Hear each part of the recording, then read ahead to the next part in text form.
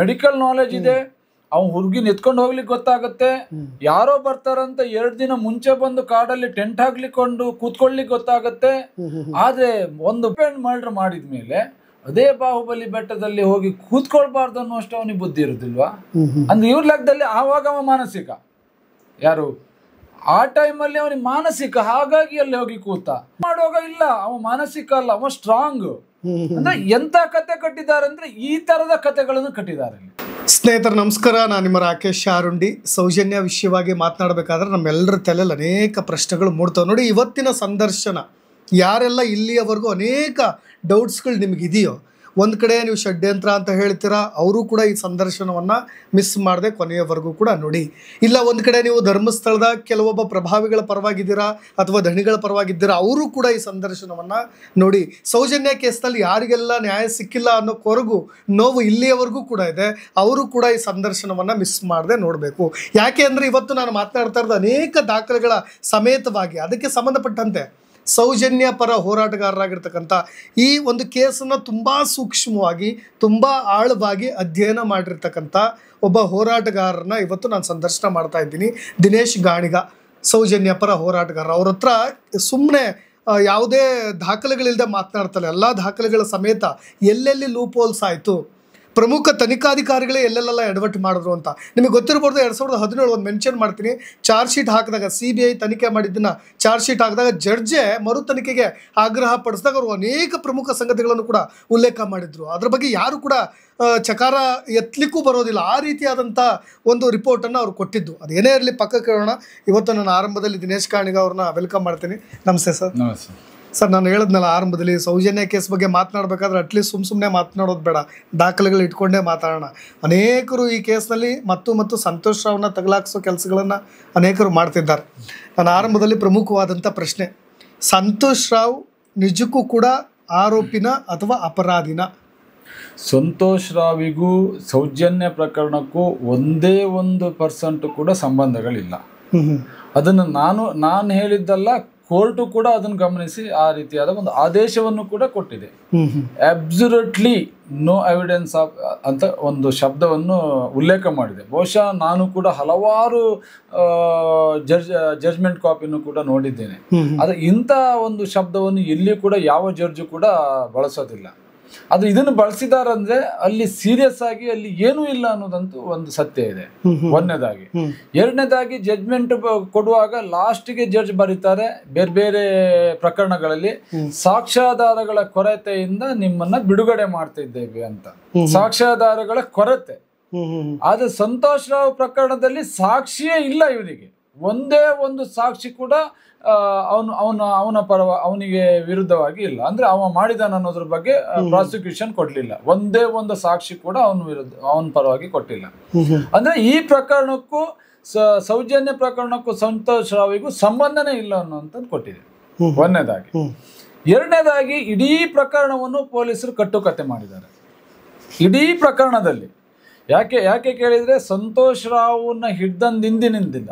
ಯಾಕಂದ್ರೆ ಸಂತೋಷ್ ರಾವ್ ಸಿಕ್ಕಿರುವಂತದ್ದವರು ಅವರಿಗೆ 11ನೇ ತಾರೀಕು, ಅಕ್ಟೋಬರ್ 11ನೇ ತಾರೀಕು ಘಟನೆ ನಡೆದಿದ್ದು 9ನೇ ತಾರೀಕು. 9ನೇ ತಾರೀಕು 4:15 ಗಂಟೆಗೆ ಸೌಜನ್ಯ ಮಿಸ್ ಆಗ್ತಾಳೆ. ಅಲ್ಲಿ 100 ಜನ ಸಾವಿರಾರು ಜನ, ಅವ್ರು ಹೇಳೋರು ಪೊಲೀಸ್ ರಿಪೋರ್ಟ್ ಪ್ರಕಾರ 400-500 ಜನ ಹುಡುಕಿದ್ದಾರೆ ಅಂತೇಳಿ ಪೊಲೀಸ್ ರಿಪೋರ್ಟ್ ಇದೆ, ಹೇಳಿಕೆಯವರ ರಿಪೋರ್ಟ್ ಇದೆ. ಯಾರು ಸಾಕ್ಷಿ ಹೇಳಿದ್ದಾರೆ ಅವ್ರು ಹೇಳಿದ್ದಾರೆ 400-500 ಜನ ರಾತ್ರಿ 10-11 ಗಂಟೆ 12 ಗಂಟೆ ಹುಡುಕಿದ್ದಾರೆ ಅಂತ. ಆ ದಿನ ಮಳೆ ಬರ್ತಿದೆ ಅನ್ನೋ ಪೊಲೀಸ್ ರಿಪೋರ್ಟ್ ಇದೆ. ಇದೆಲ್ಲದರ ಮಧ್ಯೆನೂ ಹುಡುಕಿದ್ದಾರೆ.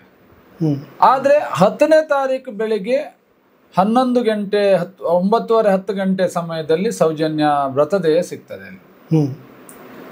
ಸಿಗ್ತದೆ. ಆದ್ರೆ 11ನೇ ತಾರೀಕು ಸಂಜೆ 7 ಗಂಟೆಗೆ ಬಾಹುಬಲಿ ಬೆಟ್ಟದಲ್ಲಿ ಸಂತೋಷ್ ರಾವ್ನ ಯಾರೋ ಅಲ್ಲಿ ಸಂಬಂಧಪಟ್ಟವ್ರು ಹಿಡ್ಕೊಂಡು ಅವನ ಆರೋಪಿ ಅಂತ ಹೇಳ್ತಾರೆ. ಇಲ್ಲಿಂದ ಶುರು ಆಗುತ್ತೆ ಅವನ ಆರೋಪಿ ಮಾಡ್ಲಿಕ್ಕೆ ಪ್ರಯತ್ನಗಳು, ಅಲ್ಲಿಂದ ಪ್ರಾರಂಭ ಆಗುತ್ತೆ. ಪೊಲೀಸ್ ಇಲಾಖೆಯ ದಾಖಲಾತಿ ಪ್ರಕಾರ ಹೇಳ್ತಾರೆ, ಇದರಲ್ಲಿ 38ನೇ ಪೇಜಲ್ಲಿ ಪೊಲೀಸ್ ಇಲಾಖೆ ಸ್ಟೇಟ್ಮೆಂಟ್ ಕೊಡ್ತದೆ. ಸ್ಟೇಟ್ಮೆಂಟ್ ಅಲ್ಲಿ ಹೇಳ್ತಾರೆ, ಒಂದ್ ಕಡೆ ಸಂತೋಷ್ ರಾವ್ ಸೆಪ್ಟೆಂಬರ್ ತಿಂಗಳಲ್ಲಿ, ಇದು ಅಕ್ಟೋಬರ್ ತಿಂಗಳಲ್ಲಿ ನಡೆದಿರುವಂತಹ ಘಟನೆ, ಸೆಪ್ಟೆಂಬರ್ ತಿಂಗಳಲ್ಲಿ 2 ಬಾರಿ ಧರ್ಮಸ್ಥಳಕ್ಕೆ ಬಂದು ಹೋಗಿದ್ದಾನಂತೆ. ಇದಕ್ಕಿಂತ ಮುಂಚೆ 2 ಬಾರಿ ಇದಕ್ಕಿಂತ ಮುಂಚೆ 2 ಬಾರಿ ಧರ್ಮಸ್ಥಳಕ್ಕೆ ಉಜಿರೆ ಕಡೆ ಬಂದು ಹೋಗಿದ್ದಾನೆ. ಬಂದು ಧರ್ಮಸ್ಥಳದಲ್ಲಿ ವಸತಿ ಗೃಹದಲ್ಲಿ ಇದ್ದೋಗಿದ್ದಾನೆ. ಆದ್ರೆ ಮೂರನೇ ಬಾರಿ ಬಂದಾಗ ಅವನು ಕಾಡಲ್ಲಿ ಹೋಗಿ ಟೆಂಟ್ ಹಾಕೊಂಡು ಕೂತಿದ್ದಂತೆ. ಅಂದ್ರೆ ಇವನಿಗೆ ಮೊದ್ಲೇ ಗೊತ್ತಿತ್ತ ಸೌಜನ್ಯ ಅನ್ನೋ ಹುಡುಗಿಯಲ್ಲಿ ಬರ್ತಾಳೆ, ನಾನು ಅವಳನ್ನ ರೇಪ್ ಮಾಡ್ಬೇಕು, ಅದಕ್ಕಾಗಿ 2 ದಿನ 8ನೇ ತಾರೀಕಿಗೆ ಟೆಂಟ್ ಹಾಕಿ ಕೂತಿದ್ದಾನಂತೆ. ಪೊಲೀಸ್ ದಾಖಲಾತಿ ಹೇಳ್ತಾ ಇರೋದು ಮೆನ್ಷನ್ ಮಾಡಿದ್ದಾರೆ. ಪೊಲೀಸ್ ದಾಖಲಾತಿಯಲ್ಲಿ ಮೆನ್ಷನ್ ಮಾಡಿದ್ದಾರೆ. 8ನೇ ತಾರೀಕು ದಿನ ಅವರು ಅಲ್ಲಿ 8ನೇ ತಾರೀಕೆ ಇದೆ ಅನ್ನೋದ್ರ ಬಗ್ಗೆ ಇಲ್ಲಿದೆ ನೋಡಿ, ಇಲ್ಲಿದೆ ನೋಡಿ, ಇದರಲ್ಲಿ ಮೆನ್ಷನ್ ಮಾಡಿದ್ದಾರೆ. ಸಂತೋಷ್ ರಾವ್ ಹೇಳಿಕೆಯನ್ನು ಕೂಡ ದಾಖಲು ಮಾಡಿದ್ದಾರೆ. ಇದು ಸಂತೋಷ್ ರಾವ್ ಹೇಳಿಕೆಯಲ್ಲಿ ದಾಖಲು ಮಾಡಿದ್ದಾರೆ. ಅವನಿಗೆ ಇನ್ನೊಂದು ಕಡೆ ಹೇಳ್ತಾರೆ, ಅವನಿಗೆ ಹೆಣ್ಮಕ್ಳನ್ನ ಕಂಡ್ರು ಆಸೆ, ಮತ್ತು ಅವ ಡ್ರಗ್ಸ್ ತಗೊಳ್ತಾನೆ, ಆ ಸಮಯದಲ್ಲಿ ಡ್ರಗ್ಸ್ ತಗೊಳ್ತಾನೆ ಅಂತ ಹೇಳ್ತಾರೆ. ಆ ನಂತರದಲ್ಲಿ ಅವನು ಶರಾಬು ಕುಡಿತಾನೆ ಅಂತ ಹೇಳ್ತಾರೆ. ಏನೆಲ್ಲ ಆರೋಪ ಅವನ ಮೇಲೆ ಮಾಡಬೇಕು ಎಲ್ಲ ಆರೋಪಗಳನ್ನು ಮಾಡಿದ್ದಾರೆ ಪೊಲೀಸ್ ಇಲಾಖೆ. ಆದ್ರೆ ಯಾವುದನ್ನು ಕೂಡ ಪ್ರೂವ್ ಮಾಡ್ಲಿಕ್ಕೆ ಅವ್ರ ಹತ್ರ ಆಗ್ಲಿಲ್ಲ. ಅಲ್ಲ, ಈ ತರದ ಮಾದಕ ವ್ಯಸನೆ ಆಗಿದ್ರೆ ಅದ್ರ ಬಗ್ಗೆ ಬ್ಲಡ್ ರಿಪೋರ್ಟ್ ಮಾಡಿದ್ದಾರೆ. ಬ್ಲಡ್ ರಿಪೋರ್ಟ್ ಅಲ್ಲಿ ಏನು ಇಲ್ಲ ಅಂತ ಬಂತು. ಅವನಿಗೆ ಹೇಳ್ತಾರೆ ಪ್ರಾಣಿಗಳ ಜೊತೆ ಲೈಂಗಿಕ ಕ್ರಿಯೆ ಮಾಡಿಕೊಳ್ಳೋದು ಅವನಿಗೆ ಆಸಕ್ತಿ ಅಂತ ಬಂತು, ಇದಕ್ಕೆ ದಾಖಲಾತಿ ಕೊಡ್ಲಿಲ್ಲ. ಡ್ರಗ್ಸ್ ಸೇವನೆ ಮಾಡ್ತಿದ್ದಾನಂತ ಬಂತು, ಇದಕ್ಕೆ ದಾಖಲಾತಿ ಕೊಡ್ಲಿಲ್ಲ. ಡ್ರಿಂಕ್ಸ್ ಮಾಡ್ತಾನಂತ ಬಂತು, ಇದಕ್ಕೆ ದಾಖಲಾತಿ ಕೊಡ್ಲಿಲ್ಲ. ಈ ಸ್ಟೇಟ್ಮೆಂಟ್ ಕೊಡ್ಬೇಕಾದ್ರೆ ಯಾವ ಆಧಾರದ ಮೇಲೆ ಬರ್ಕೊಳ್ತಾರೆ ಸರ್ ಇವೆಲ್ಲ? ಅವ್ರಿಗೆ ಯಾಕೆ ಬೇಕು ಬರ್ಕೊಳ್ಳೋದು ಅಷ್ಟೇ ಅಲ್ಲ. ನಾಳೆ ನೀವು ಪ್ರೂವ್ ಆಗುದು 10 ವರ್ಷ ಬಿಟ್ಟಲ್ಲ. ಸಂತೋಷ್ ಅವ್ನ ಆರೋಪಿ ಮಾಡ್ಲಿಕ್ಕೆ ಸಾಕಲ್ಲ. ಈಗ ಸದ್ಯದ ಪರಿಸ್ಥಿತಿಗೆ ಕೋರ್ಟಿಗೆ ಬೇಕಾಗಿರುವಂತದ್ದು ಏನ್ ಬೇಕೋ ಅದನ್ನ ಕೊಟ್ಬಿಟ್ಟಿದ್ದಾರೆ. ಅಂದ್ರೆ ಹಿಂದೆ ನಡೆದಂತ ಹಲವಾರು ಘಟನೆಗಳು ಹೀಗೆ ಹೋಗಿದೆಯಲ್ಲ, ಅಲ್ಲಿ ಧರ್ಮಸ್ಥಳ ಗ್ರಾಮದಲ್ಲಿ ನಡೆದಂತ ಕೊಲೆ ಅತ್ಯಾಚಾರ ಪ್ರಕರಣಗಳು ಇದು ಹಾಗೆ ಹೋಗುತ್ತೆ ಅನ್ನೋ ಕಾರಣಕ್ಕೆ ಏನೋ ಬರ್ದ್ಬಿಟ್ರು. ಅಂದ್ರೆ ಒಂದು ಸ್ಕ್ರಿಪ್ಟ್ ಅನ್ನ ರೆಡಿ ಮಾಡ್ರು ಪೊಲೀಸ್ನವರು ಅವನ ಬಗ್ಗೆ. ಒಂದನೇದಾಗಿ. ಎರಡನೇದಾಗಿ ಪೊಲೀಸ್ ಇಲಾಖೆ ಮತ್ತೆ ಸಾರ್ವಜನಿಕರು ಕೆಲವು ಮಾಧ್ಯಮದವ್ರು ಹೇಳ್ತಾರೆ, ಸಂತೋಷ್ ರಾವ್ ಸದೃಢನಾಗಿದ್ದಾನೆ, ಅವನು ಬ್ಲ್ಯಾಕ್ ಬೆಲ್ಟು, ಅವ ಕಟ್ಟುಮಸ್ತಾದದೆ, ಆ ಹುಡ್ಗಿನ ಕರ್ಕೊಂಡು ಹೋಗಿ ಒಬ್ಬನೇ ಬಲಾಢ್ಯನಿದ್ದಾನೆ, ಎಲ್ಲವನ್ನೂ ಹೇಳ್ತಾರೆ. ಆಯ್ತು, ಎಲ್ಲವನ್ನು ನಾವು ಒಪ್ತೇವೆ, ಆಯ್ತು ನೀವು ಹೇಳಿರುವಂತ ಎಲ್ಲ ಸಂಗತಿಗಳನ್ನು ಒಪ್ಪುವ. ಆದ್ರೆ ಸಂತೋಷ್ ರಾವ್ ಅಲ್ಲಿ ಹೋಗಿ ಮಾಡ್ದ. 8ನೇ ತಾರೀಕು ಎಳ್ಕೊಂಡು ಹೋದ, ಆಮೇಲೆ ರೇತು, 9ನೇ ತಾರೀಕು ರೇತು. ಆದ ನಂತರ ಅಲ್ಲಿ 400-500 ಜನ ಹುಡುಕಿದ್ರು ಆ ಕಾಡಲ್ಲಿ ಹುಡುಕಿದ್ರು 11-12 ಗಂಟೆ ತನಕ. ಬಾಡಿ ಸಿಗ್ಲಿಲ್ಲ, ಅಲ್ಲಿ ಯಾರು ಸಿಗ್ಲಿಲ್ಲ. ಆದ್ರೆ 10ನೇ ತಾರೀಕು 9 ನಂತರ ವೆಜಿನಲ್ಲಿಗೆ ಮಣ್ಣು ತುಂಬಿದ್ದಾರೆ. ಮಣ್ಣು ತುಂಬಿರುವಂತ ಕಾರಣ ಏನ್ ಹೇಳಿ ಕೇಳಿದ್ರೆ, ಸಾಕ್ಷಿ ನಾಶಕ್ಕೆ ಪ್ರಯತ್ನ ಪಟ್ಟಿರುವಂಥದ್ದು. ಸಾಕ್ಷಿ ನಾಶ ಆಗಬೇಕು, ಯಾರಂತ ಗೊತ್ತಾಗಬಾರ್ದು ಅನ್ನೋ ಕಾರಣಕ್ಕೆ 6 ಇಂಚಿನ ಮಣ್ಣು ತುಂಬಿರುವಂಥದ್ದು FSL ರಿಪೋರ್ಟ್ ಅಲ್ಲಿ ದೃಢಪಟ್ಟಿದೆ, ಪೊಲೀಸ್ ದಾಖಲಾತಿಯಲ್ಲಿ ದೃಢಪಟ್ಟಿದೆ. ಅಂದ್ರೆ ಸಂತೋಷ್ ರಾವ್ ಎಷ್ಟು ಅಂದ್ರೆ ತುಂಬಾ ತೀಕ್ಷ್ಣತೆ ಇದ್ದಾನೆ, ತುಂಬಾ ಅಂದ್ರೆ ಅಷ್ಟು ಅವನಿಗೆ ಇದಿದೆ ಅಂತ, ಬುದ್ಧಿವಂತಿಕೆ ಇದೆ ಅಂತ ಹೇಳಿದ್ರೆ, ಮೆಡಿಕಲ್ ನಾಲೆಜ್ ಇದೆ. ಅವ್ನು ಹುಡುಗಿನ ಎತ್ಕೊಂಡು ಹೋಗ್ಲಿಕ್ಕೆ ಗೊತ್ತಾಗತ್ತೆ. ಯಾರೋ ಬರ್ತಾರಂತ 2 ದಿನ ಮುಂಚೆ ಬಂದು ಕಾಡಲ್ಲಿ ಟೆಂಟ್ ಹಾಕ್ಲಿಕ್ಕೊಂಡು ಕೂತ್ಕೊಳ್ಲಿಕ್ಕೆ ಗೊತ್ತಾಗತ್ತೆ. ಆದ್ರೆ ಒಂದು ಮರ್ಡರ್ ಮಾಡಿದ್ಮೇಲೆ ಅದೇ ಬಾಹುಬಲಿ ಬೆಟ್ಟದಲ್ಲಿ ಹೋಗಿ ಕೂತ್ಕೊಳ್ಬಾರ್ದು ಅನ್ನುವಷ್ಟು ಅವನಿಗೆ ಬುದ್ಧಿ ಇರುದಿಲ್ವಾ? ಅಂದ್ರೆ ಇವ್ರ ಲೆಕ್ಕದಲ್ಲಿ ಆವಾಗ ಅವ ಮಾನಸಿಕ, ಯಾರು ಆ ಟೈಮಲ್ಲಿ ಅವನಿಗೆ ಮಾನಸಿಕ, ಹಾಗಾಗಿ ಅಲ್ಲಿ ಹೋಗಿ ಕೂತ. ಮಾಡುವಾಗ ಇಲ್ಲ, ಅವ ಮಾನಸಿಕ ಅಲ್ಲ, ಅವ ಸ್ಟ್ರಾಂಗ್. ಅಂದ್ರೆ ಎಂತ ಕತೆ ಕಟ್ಟಿದ್ದಾರೆ ಅಂದ್ರೆ ಈ ತರದ ಕತೆಗಳನ್ನು ಕಟ್ಟಿದ್ದಾರೆ. ಇದು ಯಾವ ಮಾಧ್ಯಮನ ತೋರಿಸೋದಿಲ್ಲ, ಪೊಲೀಸ್ ದಾಖಲಾತಿನ ತೋರಿಸಲ್ಲ, ಅಲ್ಲಿ FSL ರಿಪೋರ್ಟ್ ಅನ್ನು ತೋರಿಸಲ್ಲ. ಇಡೀ ಪ್ರಕರಣದಲ್ಲಿ ಹೇಳ್ತಾ ಇರುವುದು ಎರಡೇ, ಮಹಾಬಲ್ ಶೆಟ್ಟಿ ಹೇಳಿದ್ದಾರೆ. ಒಂದು ಅಡ್ವೊಕೇಟ್ ಹತ್ರ ಕೇಳಿ, ಮಹಾಬಲ್ ಶೆಟ್ಟಿ ಹೇಳಿದ್ದನ್ನ ಎವಿಡೆನ್ಸ್ ಆಗಿ ತಗೊಳ್ಲಿಕ್ಕೆ ಆಗತ್ತಾ? ಅದ್ರ ಮೇಲೆ ಅವನಿಗೆ ಶಿಕ್ಷೆ ಕೊಡ್ಲಿಕ್ಕೆ ಆಗತ್ತಾ?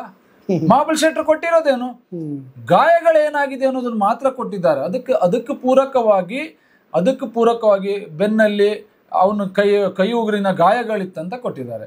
ಆದ್ರೆ ಸೌಜನ್ಯ ಕೈ ಉಗುರಿನ ಬ್ಲಡ್ಡಿಗೂ ಅವನ ಇರುವಂತ ಬ್ಲಡ್ಡಿಗೂ ಮ್ಯಾಚ್ ಆಗಿಲ್ಲ ಅಂತ FSL ರಿಪೋರ್ಟ್ ಕೊಟ್ಟಿದೆ.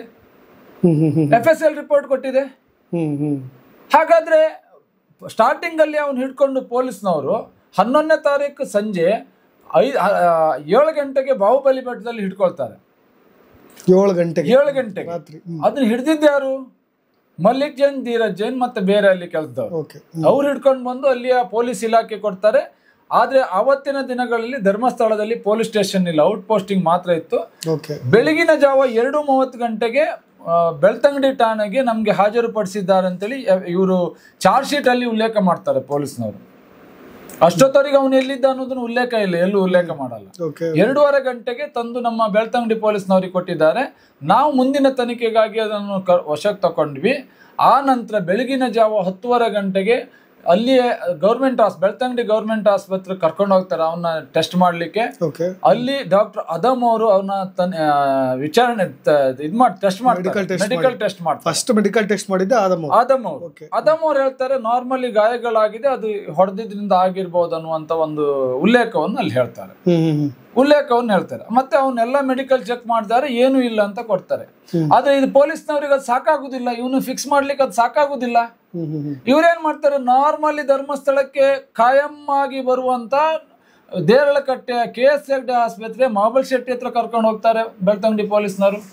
ಯಾಕಂದ್ರೆ ಧರ್ಮಸ್ಥಳಕ್ಕೆ ಸತ್ತಂತ 100 ಹೆಣಗಳಿಗೂ KS ಹೆಗ್ಡೆ ಆಸ್ಪತ್ರೆಯಲ್ಲಿರುವ ಮಹಾಬಲ್ ಶೆಟ್ಟಿಗೂ ಅವಿನಾಭಾವ ಸಂಬಂಧಗಳಿದೆ ಮೊದಲಿಂದನು. ಯಾಕಂದ್ರೆ ಅವರೇ ಬಂದು ಅಲ್ಲಿ ಪೋಸ್ಟ್ ಮಾರ್ಟಮ್ ಮಾಡ್ತಾ ಇರುವಂತದ್ದು, ಹಲವಾರು ಪೋಸ್ಟ್ ಮಾರ್ಟಮ್ಗಳು. ಆ ಕಾರಣಕ್ಕಾಗಿ ಅವ್ರ ಹತ್ರ ಕರ್ಕೊಂಡು ಹೋಗ್ತಾರೆ. ಅವ್ರ ಹತ್ರ ಕರ್ಕೊಂಡು ಹೋಗಿ ಎಲ್ಲ ಬರ್ಸ್ತಾರೆ, ಏನೇನಾಗಿದೆ ಒಟ್ಟಾರೆ ಏನು ಸಂತೋಷ್ ಅವನು ಫಿಕ್ಸ್ ಮಾಡ್ಲಿಕ್ಕೆ ಏನೆಲ್ಲ ಬೇಕೋ ಅದನ್ನೆಲ್ಲ ಬರ್ಕೊಂಡು ಬರ್ತಾರೆ. ಅವನು ಸೆಕ್ಸ್ ಮಾಡ್ಲಿಕ್ಕೆ ಯೋಗ್ಯ ಇದ್ದಾನೆ, ಅವನಿಗೆ ಸದೃಢ ಇದ್ದಾನೆ, ಅವನು ಮಾನಸಿಕತೆ ಇಲ್ಲ, ಎಲ್ಲವನ್ನು ಬರ್ಸ್ಕೊಂಡು ಬಂದು 13ನೇ ತಾರೀಕು ಬೆಳಗಿನ ಜಾವ ಅವನು ದಸ್ತಗಿರಿ ಮಾಡ್ತಾರೆ. ಪೊಲೀಸ್ ದಾಖಲಾತಿ ಪ್ರಕಾರ ಕೋರ್ಟಿಗೆ ಕೊಟ್ಟಿರುವಂತ ಚಾರ್ಜ್ ಶೀಟ್ ಅಲ್ಲೂ ಅದನ್ನೇ ಉಲ್ಲೇಖ ಮಾಡ್ತಾರೆ. 13ನೇ ತಾರೀಕು ಬೆಳಗಿನ ಜಾವ ಅಂದ್ರೆ 11ನೇ ತಾರೀಕು ಸಂಜೆ ಸಿಕ್ಕಿದ್ದಾನೆ.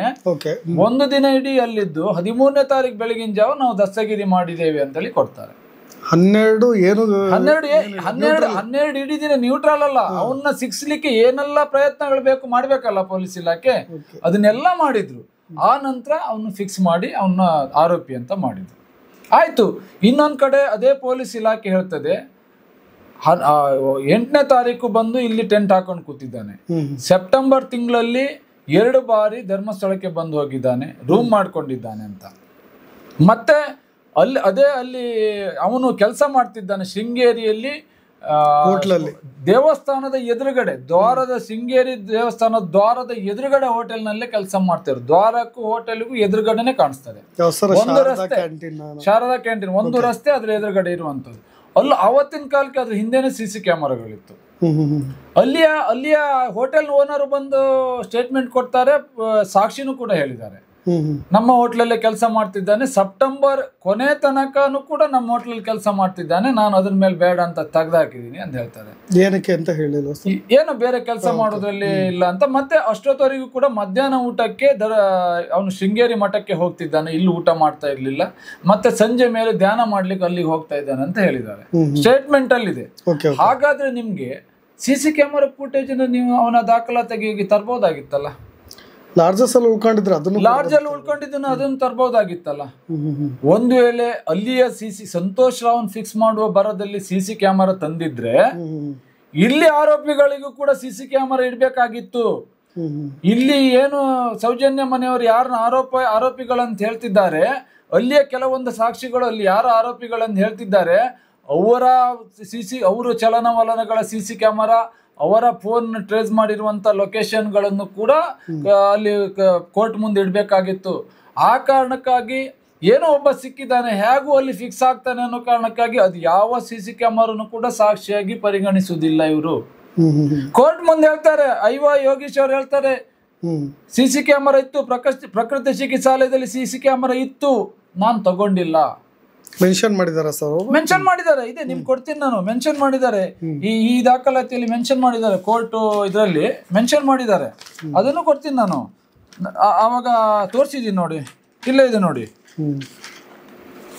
CC ಕ್ಯಾಮರಾಗಳು ಇತ್ತು, ಕೊಡ್ತೀನಿ ನಿಮ್ಗೆ. ಇದ್ರಲ್ಲಿ ಎಲ್ಲ ಇದೆ, ಎಲ್ಲ ಇದನ್ನು ನಿಮ್ಗೆ ಕೊಡ್ತೀನಿ. ಆವಾಗ ನಿಮ್ಗೆ ತೋರಿಸಿದೀನಿ ನಾನು, ಎಲ್ಲಾ ದಾಖಲಾತಿ ಕೂಡ ಇದ್ರಲ್ಲಿದೆ, ಒಪ್ಪಿಕೊಂಡಿರುವಂತದ್ದು. ಅಲ್ಲಿ CC ಕ್ಯಾಮರಾ ಇತ್ತು ಅನ್ನುವಂಥದ್ದು ಅಲ್ಲಿ ಹೇಳಿದಾನೆ, ಕೋರ್ಟ್ ಮುಂದೆ ಇಲ್ಲೇ ಇದೆ ನೋಡಿ. CC ಕ್ಯಾಮರಾ ಓದಿ ಏನಿದೆ ನೋಡಿ, ಆಫೀಸರ್ ಹೇಳಿರುವಂತದ್ದು. ಇನ್ವೆಸ್ಟಿಗೇಷನ್ ಆಫೀಸರ್ ಇದರಲ್ಲಿ ಮೆನ್ಷನ್ ಮಾಡಿರೋದು, it is a true that CC camera is installed in the main gate of ಪ್ರಕೃತಿ ಚಿಕಿತ್ಸಾಲಯದ ಎದುರು CC ಕ್ಯಾಮ್ರಾ ಇತ್ತು. When I was in Belthangady PS on 9/10/2012 ಅಂದ್ರೆ ಸೌಜನ್ಯ ಅತ್ಯಾಚಾರ ಆದ ದಿನ, I had not received any intimation regarding missing of victim when it was suggested that within half an hour of 1 hour from the time the victim was found missing. CC camera ಇತ್ತು, ಇವರು CC camera ತಗೊಂಡಿಲ್ಲ. ಕಾರಣ ಇದೇ ಕಾರಣ, ಬೇರೆ ಏನ್ ಕಾರಣಗಳಿಲ್ಲ. ಇಲ್ಲಿ ನೋಡಿ, ಇಂತ ಒಂದು ದೊಡ್ಡ ಅಪರಾಧ ಕೃತ್ಯ ನಡೀತಿರುವಾಗ ಎವಿಡೆನ್ಸ್ ಇರುವಂತದ್ದು ಮೂರೇ. ವೆಜಿನಲ್ ಸ್ವ್ಯಾಬ್ ಒಂದು, ಅದನ್ನ ಬಿಟ್ರೆ CC ಕ್ಯಾಮರಾ ಒಂದು, ಅದನ್ನ ಬಿಟ್ರೆ ಫೋನ್ ಲೊಕೇಶನ್, ಟವರ್ ಲೊಕೇಶನ್ ಇರುವುದು. ಮೂರು ಕೂಡ ಒಂದಕ್ಕೊಂದು ತಾಳೆ ಆದಾಗ ಆ ಆರೋಪಿಯನ್ನು ಹಿಡಿಲಿಕ್ಕೆ ಆಗತ್ತೆ. ಆದ್ರೆ ಇವ್ದು ಯಾವುದನ್ನೂ ಮಾಡ್ತಾ ಇಲ್ಲ. ಆ ಕಡೆ ವೆಜಿನಲ್ ಸ್ವ್ಯಾಬ್ ಹಾಳು ಮಾಡಿದ್ರು, ಈ ಕಡೆ CC ಕ್ಯಾಮರಾ ಚೆಕ್ ಮಾಡ್ಲಿಲ್ಲ, ಮೊಬೈಲ್ ಲೊಕೇಶನ್ ಕೂಡ, ಟವರ್ ಲೊಕೇಶನ್ ಕೂಡ ಚೆಕ್ ಮಾಡಲಿಲ್ಲ. ಸಂತೋಷ್ ರಾವ್ ಬರ್ಬೇಕಾದ್ರೆ 3 ಚೀಲದ ಒಂದು ಕತೆ ಇದೆ ಸರ್, ಪ್ರಸಾದದ್ದು. ಅದ್ರ ಬಗ್ಗೆ ನೋಡಿ, ಸಂತೋಷ್ ರಾವ್ ಅಲ್ಲಿ ಗೊಮ್ಮಟ ಬೆಟ್ಟದಲ್ಲಿ ಹಿಡ್ಕೊಳ್ಳುವಾಗ ಅಲ್ಲಿಯ ಸಾಕ್ಷಿಗಳು ಹೇಳ್ತಾರೆ, ಗೊಮ್ಮಟ ಬೆಟ್ಟದಲ್ಲಿ ಇರುವಾಗ ಸಂತೋಷ್ ರಾವ್ ಹತ್ರ ಒಂದು ಚೀಲ ಇತ್ತು ಅಂತ ಹೇಳ್ತಾರೆ. ಚೀಲ ಇತ್ತು, ಹಿಡ್ಕೊಂಡು ತಿರ್ಗಾಡ್ತಿದ್ದ, ಪ್ರಸಾದದ ಚೀಲ ತಿರ್ಗಾಡ್ತಿದ್ದ ಹಿಡ್ಕೊಂಡ ಅಂತ. ಆಮೇಲೆ ಎಲ್ಲಿ ಸೌಜನ್ಯ ಕಿಡ್ನಾಪ್ ಆಯ್ತು ಅದೇ ಸ್ಥಳದಲ್ಲಿ ಹರೀಶ್ ಗೌಡ ಹೇಳ್ತಾರೆ, ನಾನು ಆಟೋದಿಂದ, ಹರೀಶ್ ಗೌಡ ಅಲ್ಲ, ಗೋಪಾಲ್ ಹೇಳ್ತಾನೆ, ನಾನು 2:30 ಗಂಟೆಗೆ ನನ್ನ ದನಿಗಳ ತೋಟಕ್ಕೆ ಹೋಗ್ತಾ ಇರುವ ಸಂದರ್ಭ ಅಲ್ಲೊಬ್ಬ ನಿಂತಿದ್ದ, ಅವನ ಕೈಯಲ್ಲಿ ಒಂದು ಬ್ಯಾಗ್ ಇತ್ತು, ಅವನ ಕೈಯಲ್ಲಿ ಒಂದು ಚೀಲ ಇತ್ತು ಅಂತಾನೆ. 2ನೇ ಭಾಗ ಚೀಲ ಬಂತು. ಇದು ಯಾವಾಗ? 9ನೇ ತಾರೀಕು ಸಂಜೆ. ಅದಾದ ನಂತರ ಹರೀಶ್ ಮಡಿವಾಳ ಅನ್ನುವರು ಕೂಡ ಆಟೋದಲ್ಲಿ ಹೋಗ್ತಿರೋ ಸಂದರ್ಭದಲ್ಲಿ ಸೌಜನ್ಯ ಒಂದು ಹುಡುಗಿ ಮುಂದೆ ಹೋಗ್ತಾ ಇತ್ತಂತೆ. ಆ ಹುಡುಗಿ ಹಿಂದೆ ಸಂತೋಷ್ ಅವನ ಚಹರೆಯನ್ನು ಹೇಳಿ ಇಂಥ ಒಬ್ಬ ವ್ಯಕ್ತಿ ಆ ಹಿಂದೆ ಹೋಗ್ತಾ ಇದ್ದ, ಅವನ ಹತ್ರನೂ ಕೂಡ ಒಂದು ಚೀಲ ಇತ್ತು ಅಂತಾರೆ. ಹಾಗಾದ್ರೆ ಸಂತೋಷ್ ರಾವ್ನ ಬಾಹುಬಲಿ ಬೆಟ್ಟದಲ್ಲಿ ಅರೆಸ್ಟ್ ಮಾಡಿದಾಗಿರುವ ಚೀಲ ಯಾವುದು?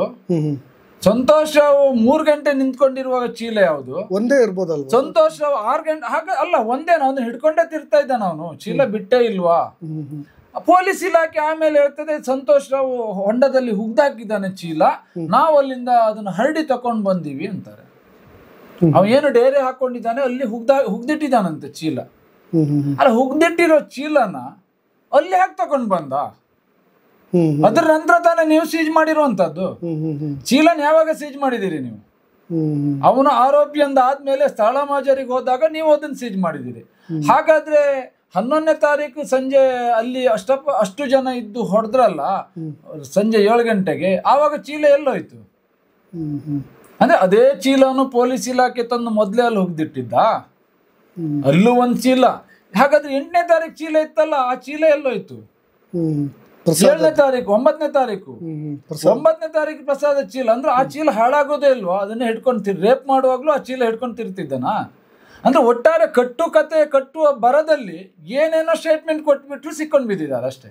ಈ ಚೀಲದ ಕತೆ ಅದು ಯಾರು ಇಬ್ರು ಸಾಕ್ಷಿ ಕೊಟ್ಟಿದಾರಲ್ಲ, ಹರೀಶ್ ಮಡಿವಾಳ್ ಮತ್ತೆ ಗೋಪಾಲ, ಇವರಿಬ್ರು ಈಗ ಬದುಕುಳಿದಿಲ್ಲ, ಇಬ್ರು ಕೂಡ ತೀರ್ಕೊಂಡಿದ್ದಾರೆ. ಸಾಕ್ಷಿಗಳು ಸಾಕ್ಷಿ CBI ತನಿಖೆ ಸಂದರ್ಭದಲ್ಲಿ 4 ಸಾಕ್ಷಿಗಳಲ್ಲಿ ವಾರಿಜಾಚಾರ್ತಿ ಸಾಕ್ಷಿ ಅಲ್ಲ, ಆದ್ರೆ ಅವರು ಕೆಲವು ಕಡೆ ಹೇಳ್ತಾ ಇದ್ರು. ಅದು ಕೂಡ ಎಲ್ಲಿ ಅಂದ್ರೆ ಸಾಕ್ಷಿಯಾಗಿಲ್ಲ. ಹರೀಶ್ ಮಡಿವಾಳ್ ಅಂತೂ ಸಾಕ್ಷಿ. ರವಿ ಪೂಜಾರಿ ಬಾಹುಬಲಿ ಬೆಟ್ಟದಲ್ಲಿ ಹಿಡಿದಿರುವಂತ ರವಿ ಪೂಜಾರಿ ಅವನು ಇಲ್ಲ, ಗೋಪಾಲ್ ಅವರು ಇಲ್ಲ. ಅಂದ್ರೆ ಒಟ್ಟಾರೆ 4 ಸಾಕ್ಷಿಗಳು 45-50 ದಿನಗಳ ಸಂದರ್ಭದಲ್ಲಿ CBI ತನಿಖೆ ಪ್ರಾರಂಭ ಆದಾಗ 4 ಸಾಕ್ಷಿಗಳು ಸಾಯ್ತಾರೆ, ಆತ್ಮಹತ್ಯೆ ಮಾಡ್ಕೊಳ್ತಾರೆ. ಪೊಲೀಸ್ ಇಲಾಖೆ ಪ್ರಕಾರ ಆತ್ಮಹತ್ಯೆ ಮಾಡ್ಕೊಳ್ತಾರೆ. ಅಂದ್ರೆ ಈ ಎಲ್ಲ ಕಾರಣಗಳು ನಾನು ಹೇಳ್ತಾ ಇರೋದು, ಈ ಎಲ್ಲ ಕಾರಣಗಳು ಸಂತೋಷ್ ರಾವ್ ಇರುವಂತ ಸ್ಥಳ, ಅವನು ಹಿಡ್ದಿರುವಂತ ಪೊಲೀಸ್ ಇಲಾಖೆ ಕಟ್ಟಿರುವಂತ ಕತೆಗಳು, ಇದನ್ನೆಲ್ಲ ನೋಡಿದಾಗ ಆ ಸಂತೋಷ್ ರಾವ್ಗೂ ಈ ಪ್ರಕರಣಕ್ಕೂ ಸಂಬಂಧನೇ ಇಲ್ಲ ಅನ್ನೋದು ಸ್ಪಷ್ಟ ಆಗುತ್ತೆ. ಯಾವ ಕಾರಣಕ್ಕೂ ಕೂಡ ಒಂದೇ ಒಂದು ಎವಿಡೆನ್ಸ್ ನ ಪ್ರೂವ್ ಮಾಡ್ಲಿಕ್ಕೆ ಪ್ರಾಸಿಕ್ಯೂಷನ್ ವಿಫಲ ಆಗಿದೆ. ಕೆಲವರು ಹೇಳ್ತಿದ್ರು ಮಾಧ್ಯಮದಲ್ಲಿ, ಅಲ್ಲಿ PP ಅವರು ಸೆಟ್ಟಿಂಗ್ ಆಗಿದ್ದಾರೆ, ಆ ಕಾರಣಕ್ಕಾಗಿ ಈ ಕೇಸ್ ಬಿಟ್ಟೋಯ್ತು. PP ಅವರಿಗೆ ಪೊಲೀಸ್ ಇಲಾಖೆ ಕೊಟ್ರೆ ತಾನೇ ಮಾತಾಡೋದು. ಯಾಕೆ ನಿನ್ನ ಪೊಲೀಸ್ ಆಫೀಸರ್ ಹೇಳ್ತಾ ಇದ್ದಾರಲ್ಲ, ಅವ್ರಿಗೆ ಬೇಕಾದವರೆಲ್ಲ ಪೊಲೀಸ್ ಆಫೀಸರು ಕೇಳಿ ಅಲ್ಲ, ಯಾಕೆ ನೀವು ವಿಜಿಲೆನ್ಸ್ ನ ಹಾಳು ಮಾಡಿದ್ರಿ, ಯಾಕೆ CC ಕ್ಯಾಮರಾನ ಕೊಟ್ಟಿಲ್ಲ, ಫುಟೇಜ್ ಅನ್ನ ಕೊಟ್ಟಿಲ್ಲ, ಯಾಕೆ ಫೋನ್ ಲೊಕೇಶನ್ ಅನ್ನ ಕೊಟ್ಟಿಲ್ಲ, ಯಾಕೆ ಅದಕ್ಕೆ ಸಂಬಂಧಪಟ್ಟ ಯಾವ್ದಾದ್ರು ಒಂದು ಎವಿಡೆನ್ಸ್ ಅನ್ನು ನೀವು ಕೊಟ್ಟಿಲ್ಲ ನಾನು ಇಲ್ಲೊಂದು ಉಲ್ಲೇಖ ಮಾಡಲೇಬೇಕು. ಅಂದ್ರೆ ಇವ್ರು ಹೇಳ್ತಾರಲ್ಲ CC ಕ್ಯಾಮರಾ ಸುಮ್ಮನೆ ಯಾಕೆ ಅಂತ. ಸೌಜನ್ಯ ಪ್ರಕರಣಕ್ಕೆ ಒಂದು 15 ದಿನ ಮುಂಚೆ ಧರ್ಮಸ್ಥಳ ಪೊಲೀಸ್ ಠಾಣೆ, ಬೆಳ್ತಂಗಡಿ ಪೊಲೀಸ್ ಠಾಣೆ ವ್ಯಾಪ್ತಿಯಲ್ಲಿ ಒಂದು ಕಳ್ತನ ಆಗುತ್ತೆ, ದೊಡ್ಡ ಕಳ್ತನ. ಆ ಸಂದರ್ಭದಲ್ಲಿ ಅಲ್ಲಿಯ ಆವಾಗಿನ ಐಒ ಆಫೀಸರ್ ಭಾಸ್ಕರ್ ರೈ ಅವರು ಆ ಆರೋಪಿಗಳು ಧರ್ಮಸ್ಥಳಕ್ಕೆ ಬಂದು ಹೋಗಿದ್ದಾರೆ ಅನ್ನುವ ಕಾರಣಕ್ಕಾಗಿ ಧರ್ಮಸ್ಥಳದಲ್ಲಿರೋ ಎಲ್ಲ CC ಕ್ಯಾಮರಾಗಳನ್ನು ಚೆಕ್ ಮಾಡಿಬಿಟ್ಟು ಆ ಕ್ಯಾಮರಾಗಳ ಆಧಾರದ ಮೇಲೆ ಸೌಜನ್ಯ ಪ್ರಕರಣ, ಕೊಲೆ ಪ್ರಕರಣದ ದಿನ ಆ ಆರೋಪಿಗಳನ್ನು ಹಿಡಿಲಿಕ್ಕೆ ಬೇರೆ ಒಂದು ರಾಜ್ಯಕ್ಕೆ ತೆರಳಿದ್ದಾರೆ. ಅಂದ್ರೆ CC ಕ್ಯಾಮರಾದಿಂದ ಆರೋಪಿಗಳು ಸಿಗ್ತಾರೆ ಅನ್ನೋದು ಅವರಿಗೂ ಗೊತ್ತಿದೆ. ಅಂದ್ರೆ ಆ ಕಳ್ಳತನದ ಆರೋಪಿಗಳನ್ನು ಹಿಡಿದಿದ್ದು ಇದೇ CC ಕ್ಯಾಮರಾದಿಂದ, ಧರ್ಮಸ್ಥಳ ದೇವಸ್ಥಾನದ ಸುತ್ತಮುತ್ತ ಇರುವ CC ಕ್ಯಾಮರಾದಿಂದಲೇ ಆರೋಪಿಗಳನ್ನು ಹಿಡಿದಿದ್ದು. ಹಾಗಾದ್ರೆ ಸೌಜನ್ಯ ಪ್ರಕರಣದ ಆರೋಪಿಗಳಿಗೆ ಯಾಕೆ ನೀವು CC ಕ್ಯಾಮರಾ ಚೆಕ್ ಮಾಡಲಿಲ್ಲ? ಏನಾಗಿತ್ತು? ಯಾವ ಕಾರಣಕ್ಕೆ ಮಾಡಲಿಲ್ಲ? ಅಂದ್ರೆ ಒಟ್ಟಾರೆಯಾಗಿ ನೀವು ಕಟ್ಟಿರುವ ಕತೆ, ಸಂತೋಷ್ ರಾವ್ ಸಿಕ್ಕಿದಾನಲ್ಲ ಒಬ್ಬ ಮೂರ್ಖ, ಅವನನ್ನ ಫಿಕ್ಸ್ ಮಾಡಿಬಿಟ್ರೆ ನಮ್ಮ ಕೆಲಸ ಮುಗೀತು ಅಂತ ಫಿಕ್ಸ್ ಮಾಡಿಬಿಟ್ರು. ಯಾವ ಕಾರಣಕ್ಕೂ ಕೂಡ ಸಂತೋಷ್ ರಾವ್ ಬಗ್ಗೆ ಇವ್ರು ಯಾವುದೇ ಒಂದು ಪ್ರೂವ್ ಮಾಡಲಿಕ್ಕೆ ದಾಖಲಾತಿಯನ್ನು ಕೋರ್ಟ್ ಮುಂದೆ ಕೊಟ್ಟಿಲ್ಲ. ಓಕೆ ಸರ್, ಸೆಕ್ಯೂರಿಟಿ ಬಗ್ಗೆ ಒಂದು ಮಾತಾಡೋಣ. ಪ್ರಕೃತಿ ಚಿಕಿತ್ಸಾಲಯದ ಸೆಕ್ಯೂರಿಟಿ, ಆತನ ಸ್ಟೇಟ್ಮೆಂಟ್, ಅಲ್ಲಾಗಿರ್ತಕ್ಕಂಥ ಸತ್ಯಾಸತ್ಯತೆಗಳು ಅಲ್ಲ. ಅಲ್ಲಿ ನೋಡಿ, ಸಂತೋಷ್ ರಾವಿಗೂ ಇದಕ್ಕೂ ಸಂಬಂಧ ಇಲ್ಲ ಅನ್ನೋದು ಕ್ಲಿಯರ್ ಆಗಿದೆ. ಯಾರ ಆರೋಪಿಗಳು ಅನ್ನೋದು ಬೇಕಲ್ಲ. ಅದೇ ಅಲ್ಲಿ ಸೆಕ್ಯೂರಿಟಿ ಗಾರ್ಡ್ ಜನಾರ್ದನ್ ಅವರು ಪೊಲೀಸ್ ಇಲಾಖೆಗೆ ಹೋಗಿ ಒಂದು ಸ್ಟೇಟ್ಮೆಂಟ್ ಕೊಡ್ತಾರೆ. ಈ ಪ್ರಕರಣ ನಡೆದ ಕೂಡಲೇ ಪೊಲೀಸ್ ಇಲಾಖೆಗೆ ಕೊಡ್ತಾರೆ. ನಾನು ಪ್ರಕೃತಿ ಚಿಕಿತ್ಸಾಲಯದಲ್ಲಿ ವಾಚ್ಮ್ಯಾನ್ ಆಗಿ ಕೆಲಸ ಮಾಡ್ತಿದ್ದೇನೆ. ಸುಮಾರು 2:30-3 ಗಂಟೆ ಸಮಯದಲ್ಲಿ ಮಳೆ ಬರ್ತಾ ಇತ್ತು. ಮಳೆ ಬಂದಿರುವ ಸಂದರ್ಭದಲ್ಲಿ ಎದುರುಗಡೆ ಬಸ್ ಸ್ಟ್ಯಾಂಡ್ ಇತ್ತು. ಬಸ್ ಸ್ಟ್ಯಾಂಡ್ ಪಕ್ಕದಲ್ಲಿ ಆ ಧರ್ಮಸ್ಥಳ ಕಡೆಯಿಂದ 2 ಬೈಕಿನಲ್ಲಿ 4 ಜನ ಬಂದು ನಿಂತಿದ್ರು. ಮತ್ತೆ ಆಮೇಲೆ ಉಜಿರೆ ಕಡೆಯಿಂದ ಒಬ್ಬರು ಬಂದು ನಿಂತರು. ಆಮೇಲೆ ಮಳೆ ಬಂದಾಗ ಅವ್ರು ಆ ಕಡೆ ಅಲ್ಲೆಲ್ಲ ನಿಂತ್ಕೊಂಡಿದ್ದು, ನಾನು ನನ್ನ ಕೆಲಸ ಮಾಡ್ತೀನಿ ಅಂತ ಒಂದು ಸಾಕ್ಷಿ ಹೇಳ್ತಾರೆ. ಇನ್ನೊಂದು ಸಾಕ್ಷಿ ವರ್ಷ ಅನ್ನೋ ಹುಡುಗಿ ಸ್ಟೇಟ್ಮೆಂಟ್ ಕೊಡ್ತಾಳೆ. ವರ್ಷ ಅನ್ನೋಳು ಸ್ಟೇಟ್ಮೆಂಟ್ ಕೊಡ್ತಾಳೆ. ಸೌಜನ್ಯಳ ಗೆಳತಿ ವರ್ಷ ಅನ್ನೋಳು ಸ್ಟೇಟ್ಮೆಂಟ್ ಕೊಡ್ತಾಳೆ. ಸ್ಟೇಟ್ಮೆಂಟ್ ತಗೊಳ್ತಾರ ಸರ್ ಅವ್ರದ್ದು? ಇಲ್ಲ, ಪೊಲೀಸ್ ಇಲ್ಲ, ಇದ್ರ ಮುಂದೆ ಹೇಳ್ತಾರೆ. ಯಾವ್ದ್ರದ್ದು? ಸಿಬಿಐ ಮುಂದೆ ಹೇಳ್ತಾರೆ. ಸಿಬಿಐ ತನಿಖೆ ಸಂದರ್ಭದಲ್ಲಿ ಸಿಬಿಐ ಮುಂದೆ ಹೇಳ್ತಾರೆ. ಅಂದ್ರೆ ಅಲ್ಲಿ ಏನೆಲ್ಲ ಆಗಿತ್ತು ಅಂತ ಕೇಳಿದಾಗ ಅವ್ರು ಹೇಳ್ತಾರೆ, ನಾನು ನಡ್ಕೊಂಡು ಬರ್ತಿರೋ ಸಂದರ್ಭದಲ್ಲಿ ಅಲ್ಲಿ ಕೆಲವರು ನಿಂತಿದ್ರು, ಅವರು ನನಗೆ ಈ ರೀತಿಯಾಗಿ ಮಾತಾಡ್ತಿದ್ರು ಅನ್ನೋದನ್ನ ಅವರು ಉಲ್ಲೇಖ ಮಾಡ್ತಾರೆ. ಅವಳು ಯಾವುದು ಇಲ್ಲಿ ವರ್ಷ ಅನ್ನೋ ಹುಡುಗಿ ಸ್ಟೇಟ್ಮೆಂಟ್ ನೋಡಿ ಏನ್ ಹೇಳಿದಾರೆ ಅನ್ನೋದು ಓದಿ ಹೇಳಿ. ಸ್ಟೇಟ್ಮೆಂಟ್ ಕುಮಾರಿ ವರ್ಷ ಆಸ್ ಸ್ಟೇಟೆಡ್ ದಟ್ ಆತ ತುಳು ಭಾಷೆಯಲ್ಲಿ ಇಲ್ಲಿ ಏನೂ ಮಾಡುವುದಕ್ಕೂ ಒಳ್ಳೆಯದಿಲ್ಲವೆಂದು ಬೈಕ್ನಲ್ಲಿ ಕುಳಿತಿದ್ದ ವ್ಯಕ್ತಿಗೆ ಹೇಳ್ತಾ ಇದ್ದ.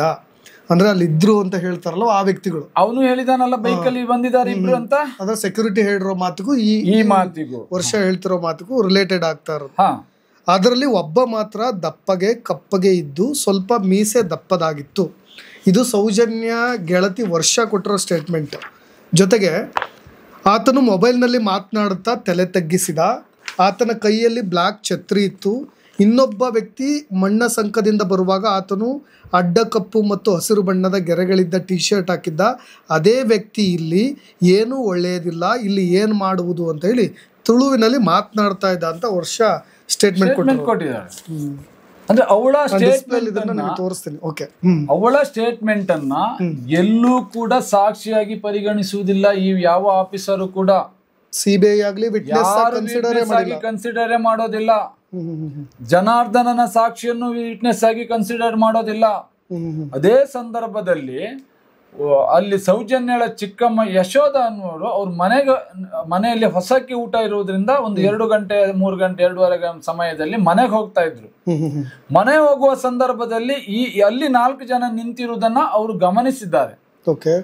ಆ 4 ಜನರಲ್ಲಿ ಒಂದಿಬ್ರು ಪರಿಚಯ ಕೂಡ ಇತ್ತು ಅವರಿಗೆ. ಉದಯ್ ಜೈನ್, ಮಲ್ಲಿಕ್ ಜೈನ್ ಯಾರ್ದು ಪರಿಚಯ ಕೂಡ ಅವರಿಗಿತ್ತು. ಆ ಭಾಗದಲ್ಲಿ ಆಗಿರುವುದರಿಂದ ಆ ಪರಿಚಯ ಕೂಡ ಇತ್ತು. ಅದನ್ನು ಕೂಡ ಸಿಬಿಐ ಮುಂದೆ ಹೇಳಿದ್ದಾರೆ. ಅವರು ಅದನ್ನು ಕೂಡ ಸಿಬಿಐ ಮುಂದೆ ಹೇಳಿದ್ದಾರೆ, ಸ್ಟೇಟ್ಮೆಂಟ್ ಕೊಟ್ಟಿದ್ದಾರೆ.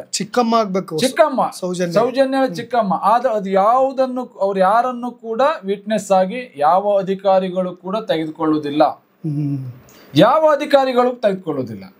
ಅಂದ್ರೆ ಆ ಕಡೆ ಜನಾರ್ದನ್ ಹೇಳ್ತಾನೆ 4 ಜನ ಇದ್ದಾರೆ ಅಲ್ಲಿ ಅಂತ, ಈ ಕಡೆ ವರ್ಷ ಹೇಳ್ತಾಳೆ 4 ಜನ ಬೈಕಿನಲ್ಲಿ ಇದ್ದಾರಂತ, ಈ ಕಡೆ ಯಶೋಧ ಹೇಳ್ತಾರೆ 4 ಜನ ಇದ್ದಾರಲ್ಲಿ ಅಂತ.